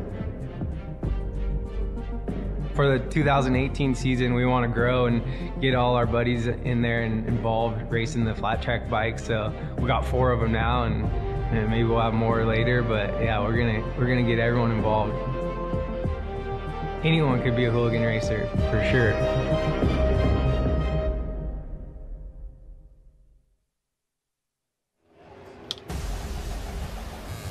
What? It's semis time here at CenturyLink Arena. 48 riders, 4 heats divided down into 12 athletes per heat. 10 laps per heat, and the top 3 from each one advance. And remember, all of these riders we're seeing out here will be moving on to X Games Minneapolis. Earn your way into the semis, earn your way to X Games Minneapolis. It's that easy, Lance. So a lot of these riders are already kind of relieved. They already beat the first feat that they needed to. Right. And the first goal I think they had getting here, and now they're on to their second goal of, like, now I want to win. And let's talk about some of these guys we're going to be seeing coming up. We saw really early on in the evening, they've been sitting for a while, waiting to get back out on that course. Yep, I actually think the guys who rode the LCQs have a little bit of a better advantage. Yeah, their adrenaline's still up. They were just out there. They didn't kind of doze off a little. Right. The conditions of how the course is riding is fresh on their minds at the moment. And there we see a look at heat number 1 here in the semis.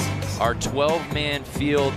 Some really interesting names who had some real success throughout the Run 1 and our LCQs.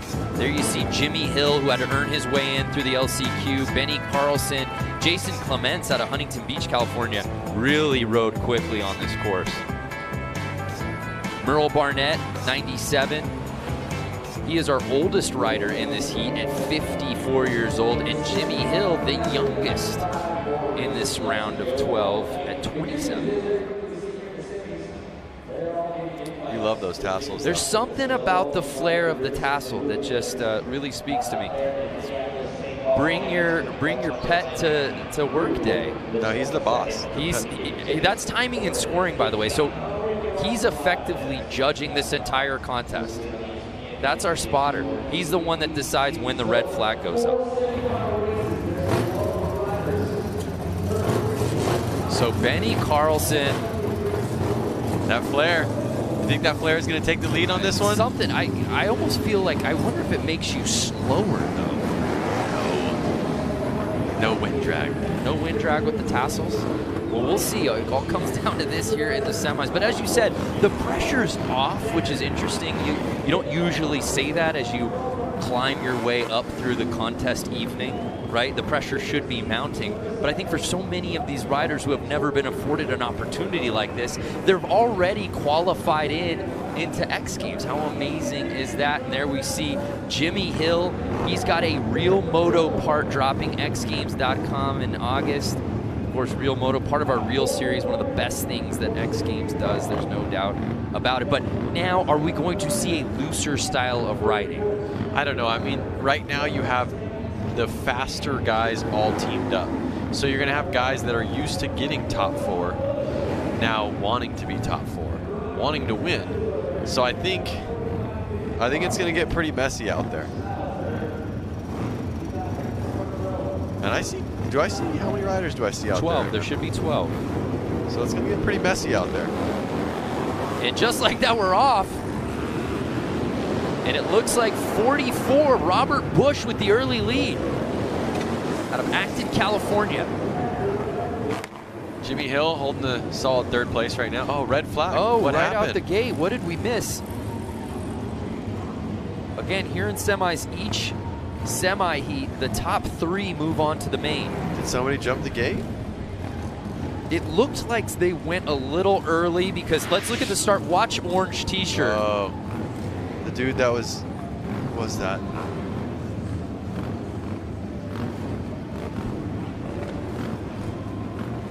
Just it was kind of a...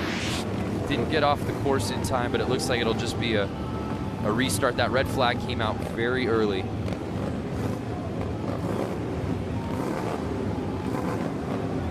But again, Robert Bush, right out the gate, had the hole shot.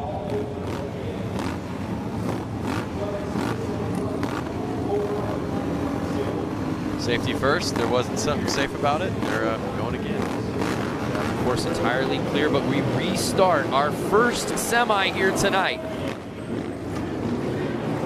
Oh no! Oh!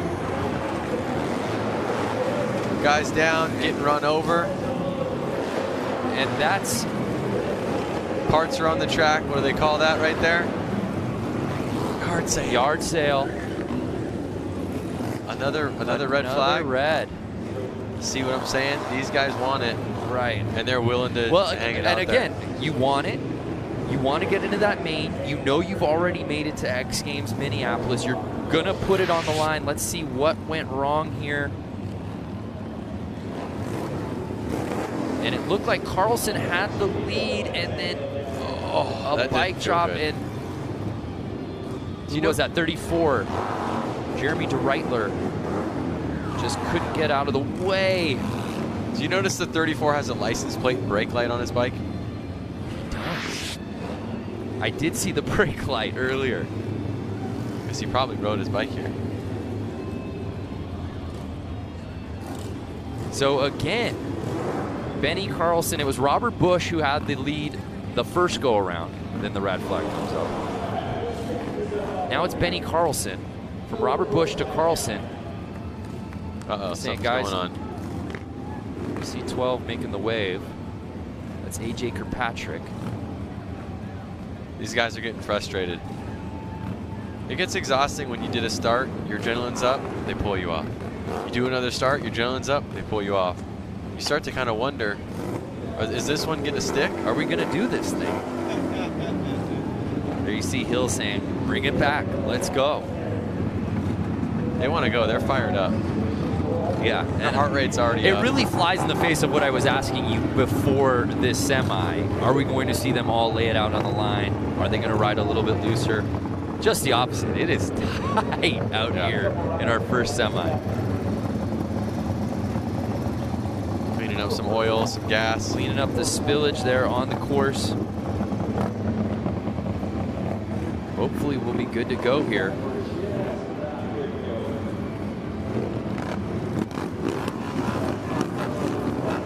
So the crazy thing is this is originally a hockey arena. That's before right. They were out there. Yeah, there you see the banners. You think they're just going to put the ice right over? The ice right over. And we're off. Will this one count? Oh my goodness. And we see Carlson with the lead. And it looks like everybody's still on their bike. And they are on the gas. I mean, I can hear how loud it is. And again, it's Carlson and Busch. 1 and 2 right now. Again, the top 3 moving on to the main. It was Busch who had the early lead before the first reset. Carlson on run number 2, and they're 1 and 2 here on the 3rd start. And those tassels are not affecting the drag. Not at all. I couldn't have been more wrong, Lance. I'm eating my words. Halfway through this race, lap 5 of 10, and the tassels are taking it away. It's Carlson with the lead again. The top 3 moving on. So does the strategy come into play here? If you're a Robert Busch, number 44, do you just hold on to that 2 spot, or do you try to make a move? You want to win.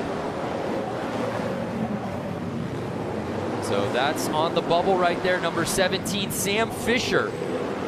Oh, Busch was down. Robert Busch. Did Busch go down? Yeah. Busch was in the 2 spot. He goes down.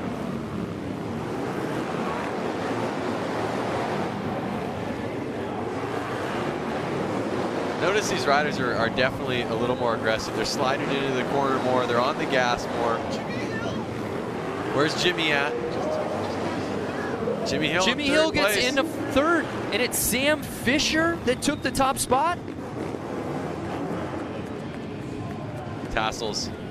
Tassels took the top spot. Tassels took the top spot. There's a question now coming in the booth. Is it Tassels or is it Fringe? That's not for us to decide. But again, it was Carlson who got the early lead. And this was from earlier as we saw the resets. There was a lot of ups and downs in this race from the restart. And this was the 3rd run where we did see a little bouncing, but everyone did stay on their bikes. And again, top 3 moving on to the main. Yes, and I believe it was Fisher that got that 2nd spot. Benny, Carlson, Fisher, and DeReitler. So Jimmy Hill just on the outside looking in. Those 3 moving on to the main. Let's head down to Diana Dahlgren. Standing next to Benny Carlson, what an exciting race. Walk us through it. Yeah, we've had a good night. Since we pulled it off the trucks, Weber Motors has put me on probably the best bike out here, so I'm pleased. You know, we got a lot of good backing, and I'm having a heck of a good time. Hope the fans are as well, and that's about it. You raced Supermoto at X Games. I mean, I'm really feeling like what brought you through all those red flags and all those hiccups was this Fringe. Get a shot of the Fringe, cameraman. This is what brought him through all the hoops to jump through tonight. Yeah, you know, when you're a hooligan, you got to have your own little kind of like a sauce on the night and make sure you stand out a little bit. That kind of seems what it's all about. But we're out here having fun. Can't say enough for all my sponsors, and we'll go from there. Well, congratulations to Benny taking home the first win for the semi tonight. The Flair bringing it here to Harley-Davidson Hooligan Racing. Guys, back to you.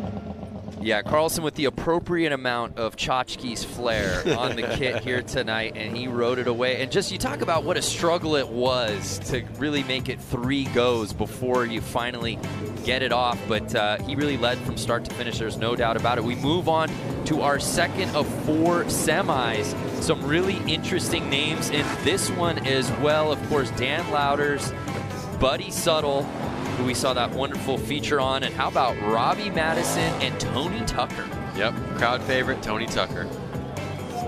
Again, the top 3 will be moving on to the main. Does Matto, who's had so much success on the X Games stage, albeit in freestyle, make his hooligan debut at X Games Minneapolis?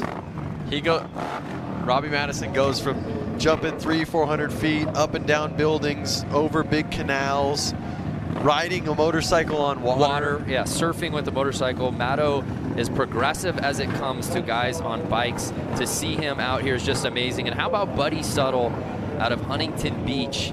Just such a great story. Grew up wanting to do this, and he's out here today.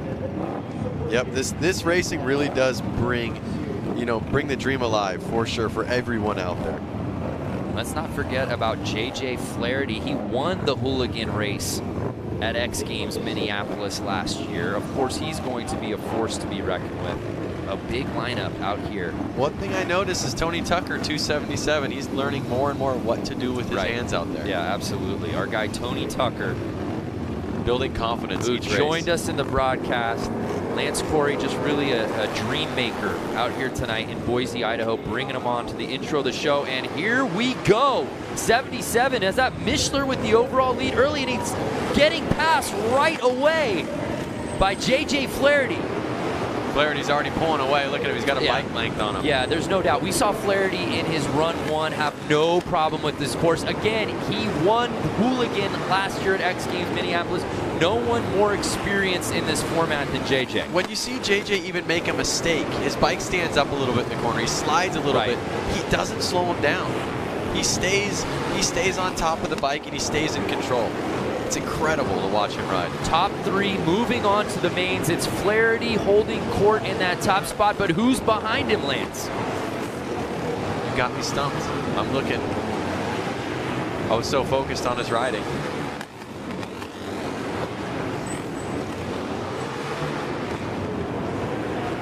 The number 35 of Dave Kilkenny and the 85 of Buddy Suttle look like they're out for a battle. Is Buddy Suttle going to get into that top 3? And let's not forget about Matto. Where is Robbie Madison in this group? There he is on the ground. Oh no, what happened to Matto? I don't know. See, it shows how tricky a small track like this can be. Like, I listed off all the crazy things he can do, and all of a sudden he's on the ground on something so simple like this. Well, the pace of this one just was blistering. Really hard to follow. The one thing I do know, the guy who won Hooligan last year wins this thing, or at least the top ranked in this semi. He'll be moving on to the main. J.J. Flaherty. He's been on a winning streak for the night, and he's going on to the main. I think he's going to pull it again. Yeah, he just looked like a smooth operator out there. So confident in his riding. Terrific approach to how he's been handling this course out here tonight. Let's take another look. And again, it was 77 early. Mishler, who had the lead on the inside, but now watch the patience of Flaherty to move outside in. But like I said, notice how he slipped out a little bit going in, but he still had tons of control and put it together. And after the 2 restarts in the heat before it, that one just felt like a walk in the park. J.J. Flaherty, Daniel Mishler, and Dave Kilkenny, 3 Wisconsin guys moving on to the mains. Let's head down to Diana, who's with J.J. Hailing from Milwaukee, the home of Harley-Davidson, big round of applause, J.J. Flaherty. He is your X Games Minneapolis gold medalist in Harley Hooligan last year, and coming in here with a clean, flawless heat race, and then just won the semi. Yeah, trying to stay on top. I actually crashed like 3rd lap first practice, and I was like, come on. I've been on like this really terrible streak of falling over, so to win everything I've been in so far is really awesome. I'm pretty pumped about it. A lot of fast guys.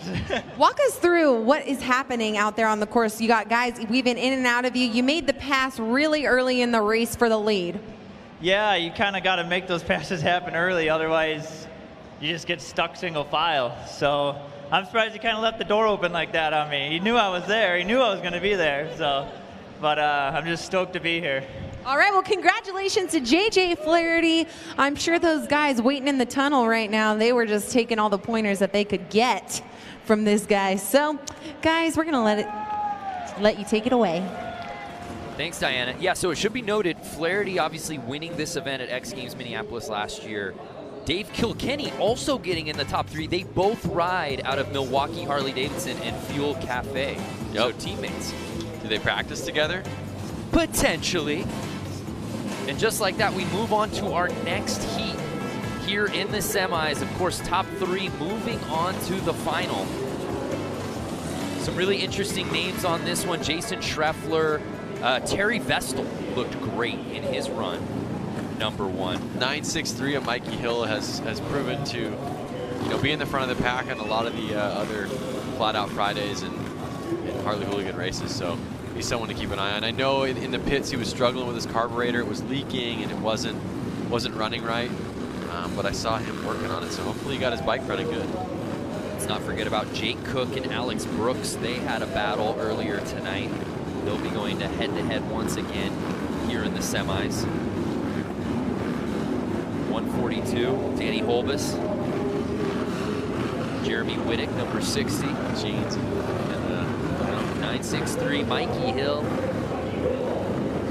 2.7 Terry Vestal. Riding that 7M Brad Spencer. Don't forget, we have a whole lineup of guys behind them. Don't forget. Spencer rocking the hoodie.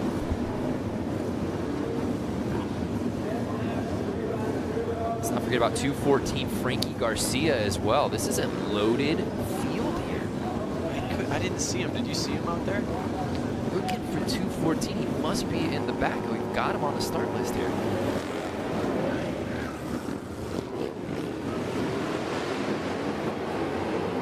And it looks like, is that Vestal taking the whole shot? It is. He was riding, oh, someone goes down.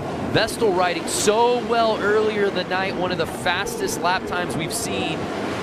And he's got the top spot. With Brad Spencer 7M right behind him, chasing him down. He's already made a couple passes this race, so. Yeah, Spencer trying to get on the inside, and the red flag comes out. Yeah, somebody is down, grabbing at their leg, hoping he's all right.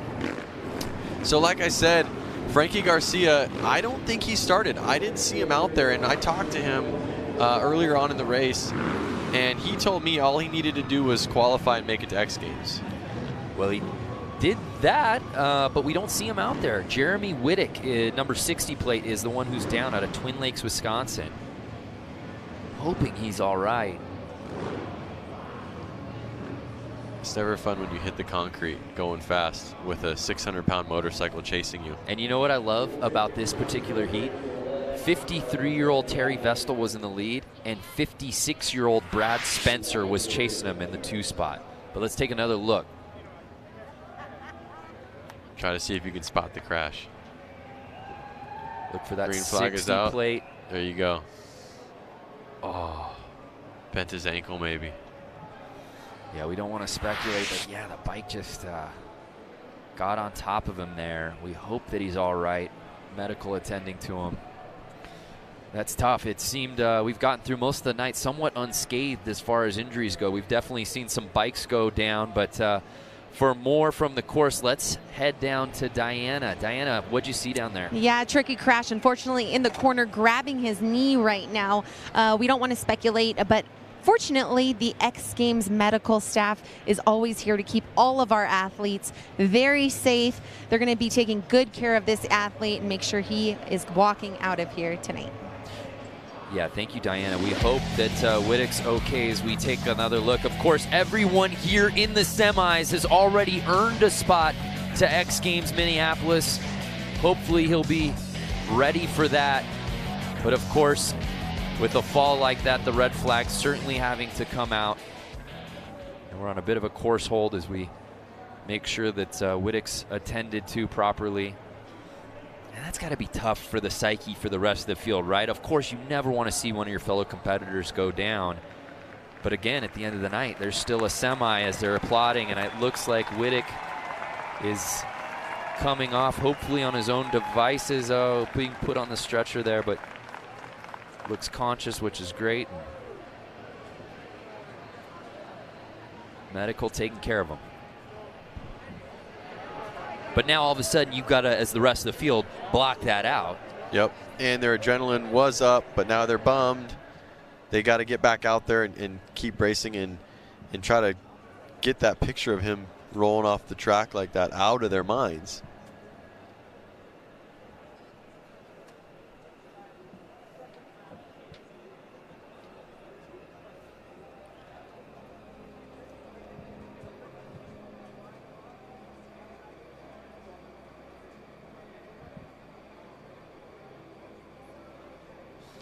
Well, as we wait for this semi to continue, let's head back down to Diana for an interview from the tunnel.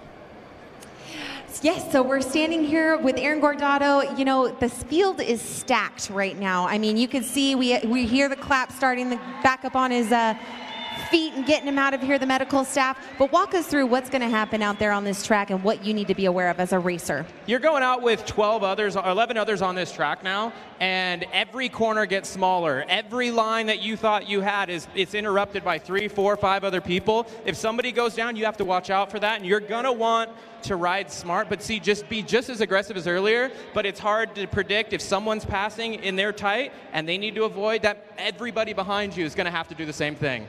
All right, you guys heard it first from Aaron. Guys, safety is our priority out here. Yeah, Aaron, of course, part of our next semi-heat.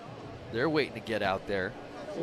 These guys are ready to get this race back going. Wittick now being attended to, taken on the stretcher. He is officially off the course, and I think we'll be ready to reset this thing as we take another look at our start list. Of course, that 60 plate Jeremy Wittick, he is out.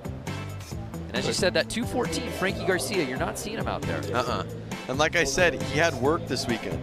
And he mentioned that all he wanted to do was make it to X so Games. what you're saying is once he figured out and found out that he had earned the spot to X Games, and maybe he said, I got to bounce. He has to go to work. I got to go to work. He's like, I'm either in X Games Minneapolis or I'm not. Right. And so he made it in.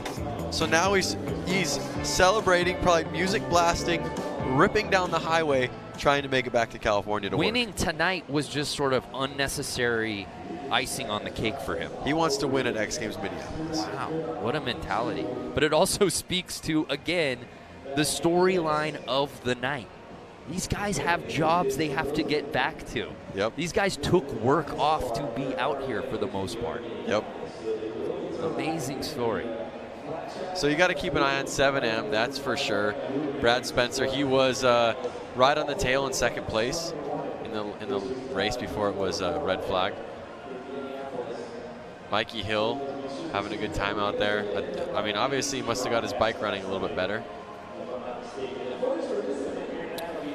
Well, there you see Mr. Gordato, Aaron and Sean. They're more than just brothers. They're a team. And whether it's riding, racing, or helping out in their father's motorcycle shop, this story is truly a family affair.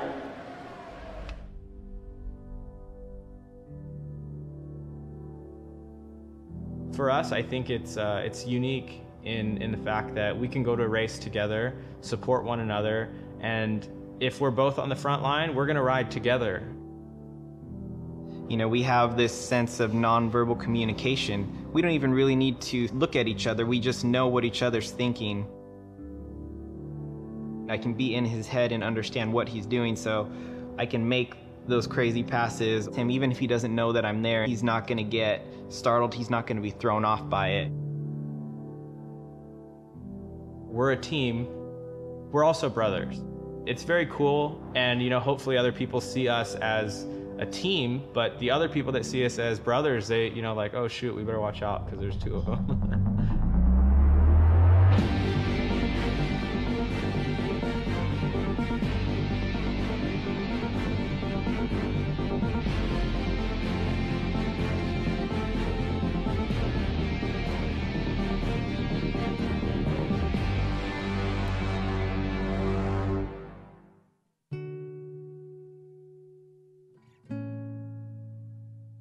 For me, my biggest inspiration would be my dad. And I say that because he built his business from scratch, and that's something that we watched growing up. You know, he'd work unbelievably long hours while he still had another job.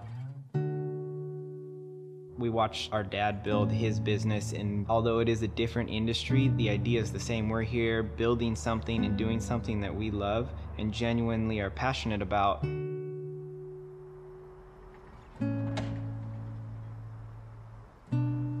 Our shop being within my dad's location, you know, he sees us working.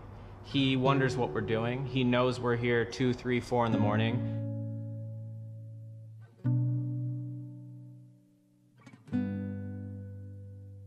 But I think this work is easier done having a brother here, having my dad here as a whole, and it makes the shop it's not the traditional shop at all.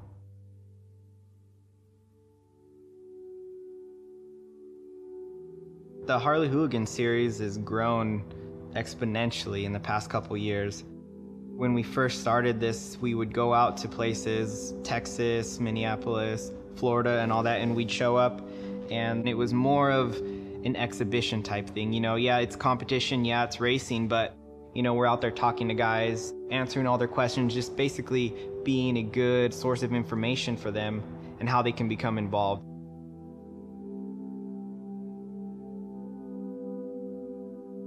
Going back to a place the following year and to see that not only have the fans grown, but the amount of people that are racing have grown. And I really do enjoy that, just watching the growth over the years and how much excitement that people get from it.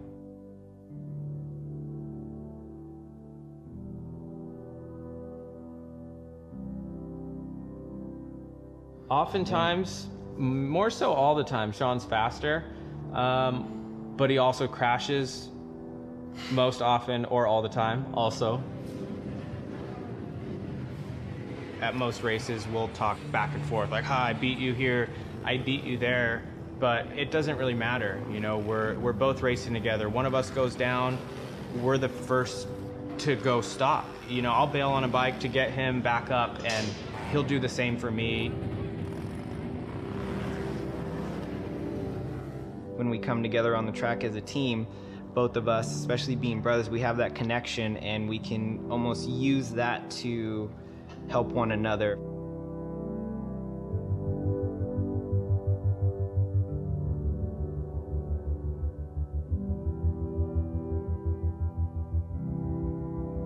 Racing seems like a very prestigious and unattainable thing, but what Harley's done with the series is allowed anybody to become a motorcycle racer.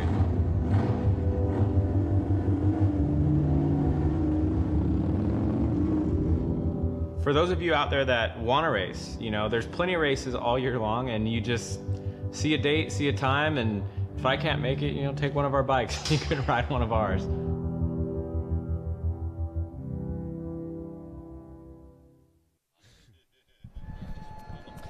Wow, what a story, and we'll see if Aaron can hold on and make it into that main, but awesome. I know you get to watch these guys with the series that you've been a part of that you get to call. Well, he said something funny. He's like, yeah, my brother is a little bit faster than me, but he crashes a lot more, so we usually, you know, it's really hard to say who does better, you know, and he made it into the Aaron Gordado got in. Yeah, and his brother, Sean, didn't, who's technically faster. Right. So it just goes to show that sometimes on a track like this, it's about being patient and smooth rather than faster. Well, if you're just joining us, we're currently on a course hold. Jason Wittick went down pretty hard, was stretched off, but we're hoping that he's okay. Let's head down to Diana, who's got some info for us on a special promotion. That's right. So Harley-Davidson is doing a great promotion for someone looking to buy their first Sportster. So you get your first Sportster, you're trying it out 9-10 months down the road. You're like, yeah, I think I want to try out a different Sportster. No problem. We're going to go ahead and give you back your purchase price on a trade-in for a new Sportster. You guys have to check it out, h-d.com/freedom promise. Find out all your details there.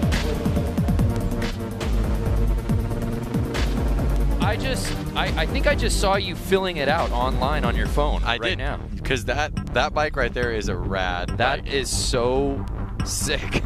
And look at that. You can hold the deck there on the side. That is so clean. The Harley-Davidson Freedom Promise. Check out h-d.com/freedom promise. What a great deal they've got running on that. Love it. So again, bit of a course hold as Wittick was taken out by medical. And we talked about it earlier before we ran that feature. I mean, you want to talk about adrenaline and getting ready for this semi and trying to earn your spot into the final, and then something happens and you go down and you wait for that restart. You know, these guys have been standing out there for gosh, 10, almost 15 minutes now. It's tough, but it's racing and it's fair. Every rider's waiting the same amount of time. Every rider's adrenaline's coming down the same. So it's not like one guy got had to wait. Right. So they're all going to start with the same circumstances. So it was Jeremy Wittick who went down. And it was Terry Vestal and Brad Spencer who were 1 and 2 prior to that. That's who you want to keep your eyes on. Brad Spencer in that 7M and Terry Vestal, 27. They're the 250-somethings in this field. Yep. Vestal at 53, Brad Spencer at 56 years old. Both the oldest guys in the class. The other numbers I see are in the 20s and 30s. I don't even see a 4-year-old in this class. It just jumps from 30s to 50s. Well, it looks like we're getting ready to reset this thing. Here you see Danny Holbus out of Milwaukee Harley. Anyone from Milwaukee Harley watching right now? Oh, you better believe it, especially when 2 of the 3 who qualified into the main from semis just a round ago. Yeah, that's true. We're out of Milwaukee Harley-Davidson. So here's another look at our lineup. Again, Whittick's name now omitted. He's gone, obviously, because of the injury. He's not there. And as we talked about before, Frankie Garcia, if you're just joining us, 214, he is not out there. He told Lance Corey before, I just want to get into X Games Minneapolis. If I qualify in, and if he got into the semis, you automatically qualify in. He did that. Now he's got to get back to work. Yeah, he's leaving. He'll have to take a little bit more time off of work to make it to X Games Minneapolis, though. Yeah, that's a little bit more of a commitment coming up in mid-July. So at this point, do they feel warmed up, ready? Is it cooling off? The adrenaline's worn off a little bit. How do you kind of reset yourself? You said nobody's got a particular advantage. I hear you there, but maybe just the group mentality as they move in after such a long course. I mean, they're definitely sitting there, you know, kind of curious, like how long is this going to take until we go? And their heart rate's down, their adrenaline's definitely down. They're excited, they want to race. There are people watching them, but as soon as the gate drops, it's going to go heart rate 200. 119, Craig Reynolds, the local boy out of Boise, Idaho, 21 years old. This event is so rich in storylines, perhaps none greater than the lone Boise native in this field trying to win it in front of his hometown crowd. Yeah, it's...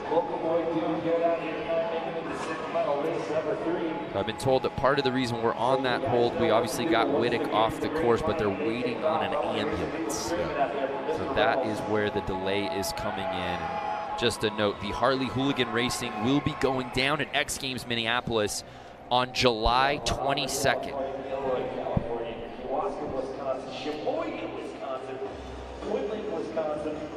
So there you see Mark Atkinson. He's been on a motorcycle since the age of 3. He's relentless in his pursuit of everything bikes. It's what he lives for, and qualifying for the Summer X Games is his goal tonight. Jumping a Harley, it's just different.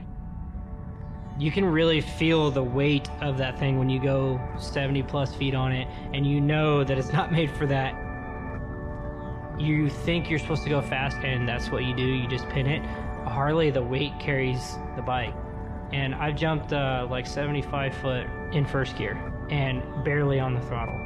I don't know if I ever want to figure out what second gear can do.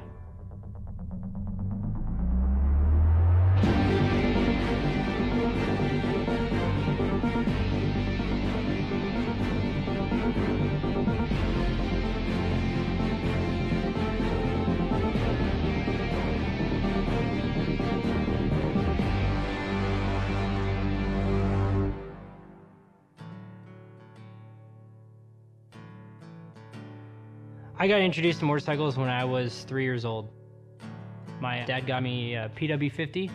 I actually have a Polaroid of the first day I ever rode.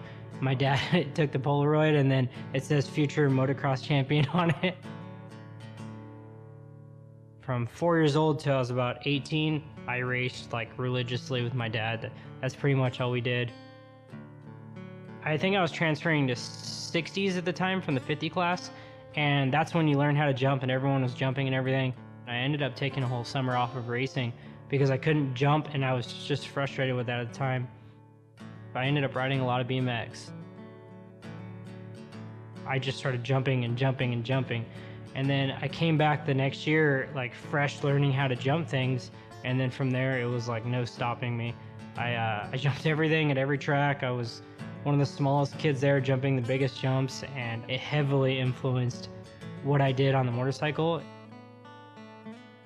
After that, I never stopped doing BMX or motocross. I still got a BMX bike laying around here somewhere.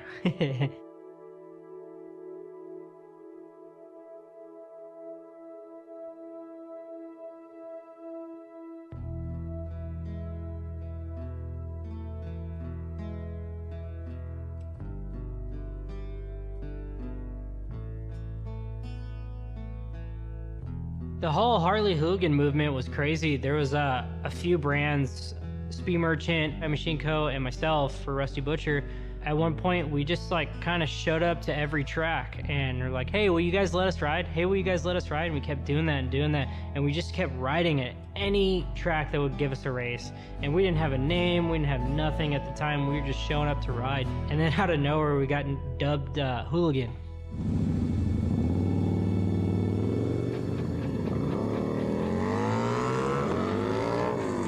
I just try to spread the word as much as I could. You know, I would send photos to all my sponsors. I would send photos to Harley-Davidson. I would send them videos. I would send them anything I could to get them to post about hooligan racing, about Rusty Butcher, and just pump up everything that we were doing.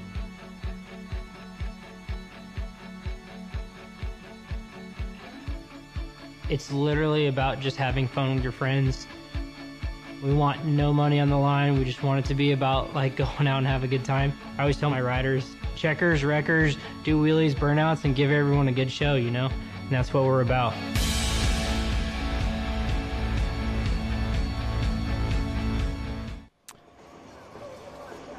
So Mark Atkins, the Rusty Butcher, really a part of this thing from the get-go. The genesis story of Harley Hooligan is really amazing to hear through his point of view. No, it's rad because they didn't even know what they were doing when they were doing it. They didn't even realize that they would be here today when they were doing this years ago. But to hear Atkins talk about it, it wasn't even about this. It wasn't even about, hey, how do we make this mainstream? How do we get this to become a part of X Games or anything like that? He just wanted to showcase what he and his friends were doing. Well, the crazy thing about him, the first time I saw Mark ever on Instagram, he jumped his Sportster over a freeway entrance. So I know we've I know we've all imagined a freeway entrance. You know, they got to mound up. I don't need to imagine it. And we've all imagined jumping them. Well, at least I have, being a motorcycle rider. And he had a video of that. That was the first on the gram. And you said, wow, who is this guy dubbed Rusty Butcher? I commented on it, and I was like, that was awesome. And he commented back, and ever since then, we've kind of been friends. And if you notice the gloves he's wearing actually right there, those are gloves that I manufacture for him through Thrash and Supply. So we actually have co-branded some stuff together. And that's awesome. He really is he really is about putting on a good show. Yeah. You know, just like he said. And that's kind of what his Instagram's all about. If you haven't seen it, at Rusty Butcher, he's always doing insane stuff, whether it's jumping his Harley on the dirt, over freeways, doing hooligan stuff all the time. That's what makes him so good. Yeah, we were laughing before because he's dubbed Rusty Butcher in these circles. We were wondering if that was going to be the name we saw fonted out here, or we were going to see his legal name, of course, of Mark Atkins, but out of Corona, California. He needs to change his legal name to Rusty Butcher so his ID actually matches it. I totally agree. I'm going to start a GoFundMe. I think we're ready to restart this thing. Thank you so much to all of you who have stood by us and waited during this course hold. We're ready to make good on that. It's semifinals time. Who's moving on to the main? The top three will go on to the final. And it starts right now. And right out the gate, it looks like more of the same from what we saw earlier. Terry Vestal with that lead, and it's Spencer right behind him. It looks the same as it did the last race. Mikey Hill right there in third place. So Brad Spencer was trying to make the move on the inside, unsuccessful there. A slight tire tap. Terry Vestal keeping it. Oh, and Spencer takes the lead away from Vestal. Can Vestal get it back? This is going to be a good race. We're halfway through lap 5 of 10. Are we going to see any changes for the top 3? So Spencer waited, plotted his positioning. He takes the lead. Now you've got to wonder, does Vestal sit comfortably in second knowing that he'll be moving on to the main, or does he try to reclaim that top spot? What a battle between the two 50-somethings here in the semis. Over 100 years of experience out there. You're not wrong. Uh-oh, what's going on? I saw the checkered flag come out. Did it come out early? I'm not sure. It looked like we were starting lap number 9. So here you see again, Vestal getting the whole shot, and he had the lead through the first 3 laps, but we wondered, is Brad Spencer going to make his move? I mean, that start really was deja vu.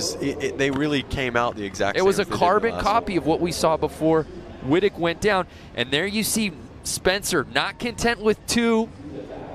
A little love tap, and then he makes the move to the inside, and there was no looking back. Vestal might have had a second to try to reclaim it, couldn't do it, and he'll have to settle for second. And it looked like 142, Danny Holbus with that 3rd spot. Yep. Mikey Hill just missing it by 1. You saw him shaking his head as he went through the checkered flag.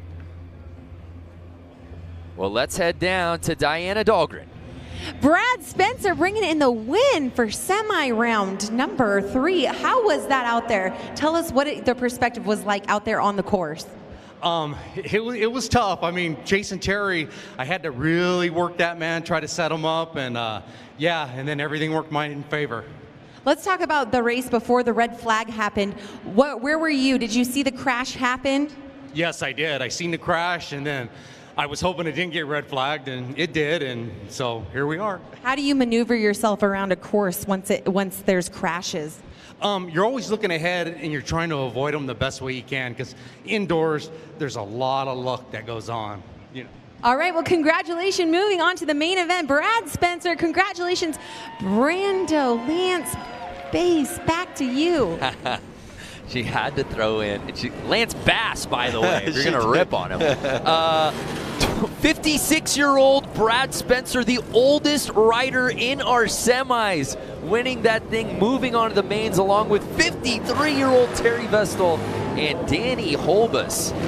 I hope I have the energy like them when I'm in my 50s. What a run. What a matchup to see Spencer come from behind to take that top spot, but both he, Vestal, and Holbus will be moving on to the mains. And who will be joining them? It's our final semi of the night. Rusty Butcher right off the top, number 22. Mark Atkins leading this group. Tyler Bierman you see there. It's been well documented all night.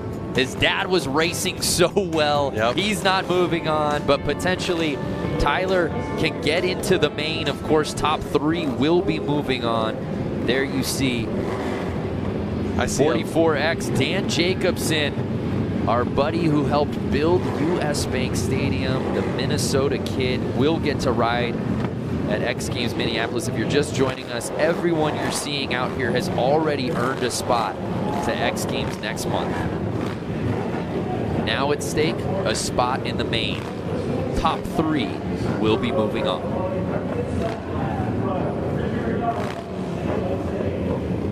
I see a lot of familiar names out there that are from California. A lot of hardworking guys. Scott Jones, who, like I said, works for SpaceX. He's an engineer over there. Juan Arcio is a number 7X, an engineer over at Vance & Hines. Chris Wiggins as well is a machinist over at Vance & Hines. Yeah, this has a real West Coast flavor to it. Westminster, California, Norwalk, Sierra Madre, San Jose, Corona, and they're off. And it looks like it's 4:29. Ricky Renaro out of San Jose, who was blazing fast in his qualifying heat, getting the whole shot. Rusty Butcher in second place, number 22. He's staying on his tail, though. So Butcher holding on to that 2 spot. Can he catch Renaro? And don't forget about Tyler Bierman, still in this group. Has some X Games medals to his name, a couple in fact. You think that Mark's going to be able to pull this? Yeah, look, he's trying to make the move on the inside. But Renaro has just been so fast on this course. Boy, this class is stacked. There you see 653 Bierman. You know Dad's cheering him on. Is he cheering him on? Well, I don't know. Maybe he's still gutted. Maybe he can't even watch this thing. It should be me out there. Lap 7 out of 10. And I see Rusty Butcher still on the tail in second place. Top 3 moving on to the main. Can Bierman get that 3rd spot? Gordado, of course, trying to make that move, and it looks like right now lap number 10, Renato is going to take this one. Butcher right behind him. So who ended up with the 3rd spot? I'm not sure right now. Renaro 1, Rusty Butcher 2. I was so focused on that 1-2 battle up there. Was it Bierman? Bierman was holding 3rd the whole time. We'll have to see. It's going to be a tale of the tape watching the replay. But it's Renaro and Atkins, 1 and 2. And Chris Wiggins showboating right there with the burnout. That's what it's all about, right? We needed fumes here at CenturyLink today. Uh-oh. Oh. Trouble. Guess he just plead ignorance. I had no idea.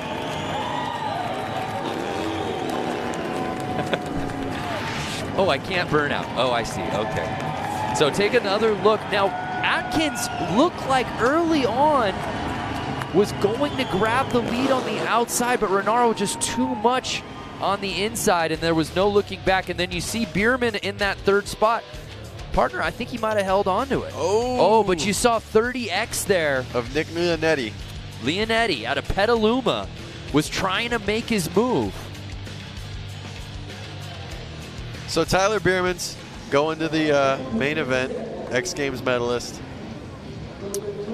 So the final results there, Ricky Renaro, Mark Atkins, Rusty Butcher, and Tyler Bierman. Bierman, who was on the outside looking in, had to get into the LCQ, is now moving on to the main. And again, I can't keep rehashing this. Father Randy not moving on. So there they are. There they are, sweeping up all the burnt rubber on the course. And like I said, they got to get all the debris off. All that debris makes it very slippery. Well, at least Leonetti picked a good time because we were done with all of our semis as we move on to the main. So there's the lineup, and Brando, who is your pick? Oh my goodness. I mean, this is just, there's so many talented riders here right off the top. Benny Carlson has looked so good. JJ Flaherty, of course, our defending gold medalist. But the progression of motorcycle riding in the Midwest, let's check in on Benny Carlson. In the Midwest, I think it might just be the long winter, so there's a lot of guys that do projects. Everyone's kind of on this culture movement of going hooligan racing, and we got 3, 4, 5 months where, you know, guys can start building bikes in their shops. And I think what people don't realize is most of the motorcycle culture is in Southern California or something like that, and the Midwest is an absolute, I feel, breeding grounds for guys that made careers racing. We got a bazillion national championships, and that's why a lot of guys from the Midwest are coming and traveling to Boise to try and make it X Games. Hands down, there's going to be some guys that are going to have some hurt feelings by the end of this deal. You know, we're going for, you know, it's going to be fun, obviously, but the main thing is there's going to be some bumping and banging from especially the guys out of the Midwest. You know, old race guys. We're going to be going for it. We're gonna be going for it. Benny Carlson, who has looked so good on this course all night long, but again, the most stacked lineup of the night. We've saved our best for last here for this crowd at CenturyLink. I cannot wait to get this final going. And you heard him right there. He said there are going to be some hurt feelings by the end of this night. So he's taking today serious. And I'm pretty sure he'd be happy where he's at right now, and we'll see if he can take it home. The fans have seen a little bit of everything out here tonight, but we were looking at that start list before, and you said, who do you like? I mean, we've just seen the best of the best from round 1 to the LCQ to the semis. The fastest guys all night long will be battling it head-to-head. and there's so many different styles of riding. I can't wait to see who comes out victorious here. Well, I think I'm gonna have to put my my money on 45X of JJ. Oh, yeah. Our defending gold medalist from Hooligan last year has looked most comfortable, I would say, on this course.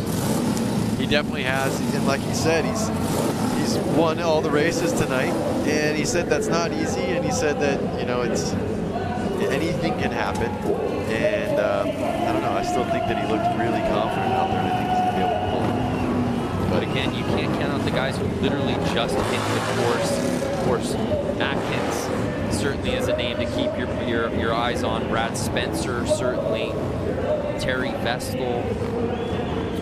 JJ Flaherty. And how about Ricky Renaro, who I think has just been sneaky good all night long. I would take his lap times against anybody in this field. He looked so good in that round of one and just picked up where he left off in the semis. Well, he did end himself up in 8th place overall during practice for lap time, so. It should be noted, race tires provided by Dunlap. Well, you see all the rubber on the ground out there and burning tires.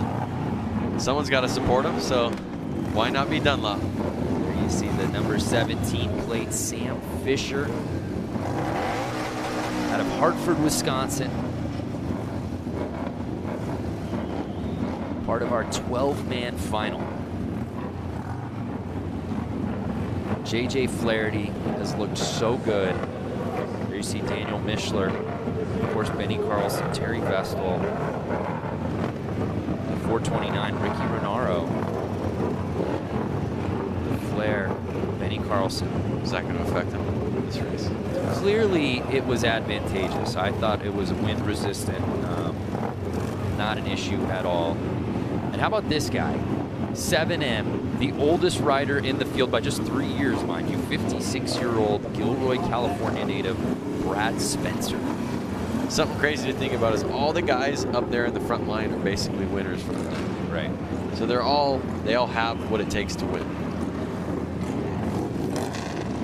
These guys are ready to get this thing going. Again, all of them already qualifying for X Games Minneapolis, and here we go. It's 429. Ricky Renaro right out of the gate, picking up where he left off in the semi just moments ago. And the 7M of Brad Spencer right there on him. But there you see JJ trying to make his move in that third spot. Can he get around Spencer? They're already catching lappers right now. Yeah, Tyler Bierman just got lapped. And it's Ricky Renaro, but can Spencer catch him on the inside? No, Renaro cuts him off. These three are tight right now. Anything can happen. JJ trying to make the move to the inside. He's sitting in third place, but it's Renaro still holding on to the top spot. Who's going to put a tire in to make it happen? Can Spencer get around him? And it looks like he does. On lap 6, Spencer takes the lead. The oldest and wisest rider out there. 56-year-old Brad Spencer. And now JJ jumps into second place. 2 laps to go. Can he catch Spencer? Is Brad Spencer going to hold on to it? It's a 2-man race with 2 laps to go. Spencer and JJ Flaherty. So we have the last year's X Games winner for Hooligan in second place. In 7M, Brad Spencer in first. Uh-oh, look at him. He won. And that was it. Brad Spencer, 56 years old, the oldest competitor out here tonight, wins Harley Racing Hooligan here at the X Games Qualifier. Wow. That is inspiring. Brad Spencer, who was sitting in second place early, made his move midway through, and then there was no looking back. That pass was clean. He knew what he wanted, eyes on the prize, and he took it. And JJ Flaherty, the guy with the hardware, the gold medal from Hooligan last year at X Games Minneapolis, has to settle for second. But he didn't let him go. You know, Brad did not run away from JJ. A couple more laps, who knows what would have happened. Obviously, Brad won. But we're going to have to see what happens in X Games Minneapolis with these guys. What a finish. These guys saving their best for last. It's Brad Spencer, JJ Flaherty, and Ricky Renaro as your top 3. Let's head down to Diana Dahlgren, who's with Brad Spencer. Brad Spencer, you've just shown these 20-year-old who's boss on this track down here, making the pass for first. You are the winner of qualifying. Congratulations. Thank you very much, and I really got to thank the people that got me here. I'd like to thank S&S Cycles, Banky Performance, WRB Construction, Jason and Hans Suspension, Oakley, Bell. I mean, without those people, I wouldn't be here. What was the strategy for tonight's racing? Just taking it step by step, trying to be consistent and trying to get on the pole every time you could, and just trying to be in a position where you could at least get the lead. Well, congratulations once again, Brad Spencer, the whole arena putting their hands together for this guy. What an amazing race. Wow. What a night for Brad Spencer, left no doubt about it. Again, I know we keep hitting on the fact that he's 56 years old, but just incredible with so many young bucks out in this field, winning in round 1, winning his semi, and then to come out here and to win in the fashion that he did, to climb up the ladder, come from behind, make that pass. It was special, Lance. Well, you heard him say it in the interview. He took every lap, every moment, and he worked each moment. He didn't look too far ahead. He focused right then and there with what he had going on, and he made it happen. Absolutely grinded out this win. And again, Ricky Renaro was so fast. We talked about it right before the race, had been sneaky.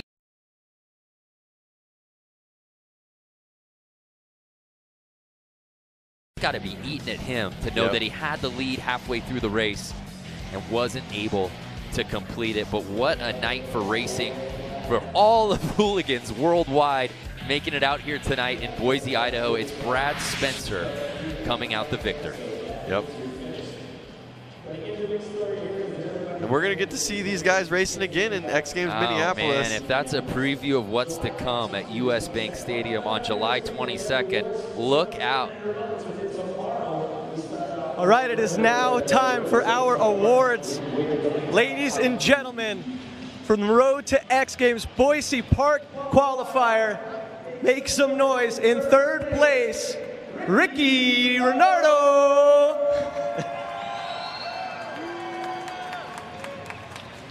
And second place, Boise Get Loud, JJ Flaherty.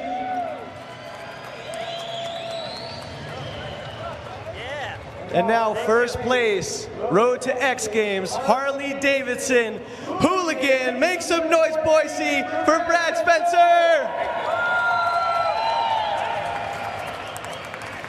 Congratulations to everybody who came out tonight. Thank you, Boise. We'll see you tomorrow at the Road Skate Park for BMX and skateboarding. We'll see you in Minneapolis later this summer. Thank you, everybody, for coming out.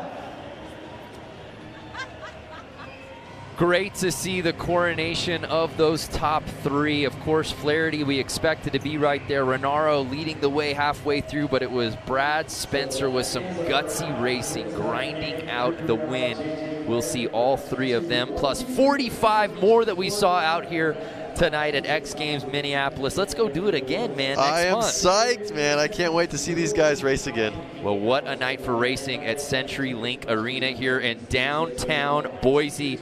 Remember, fans, there's a lot more going on this weekend.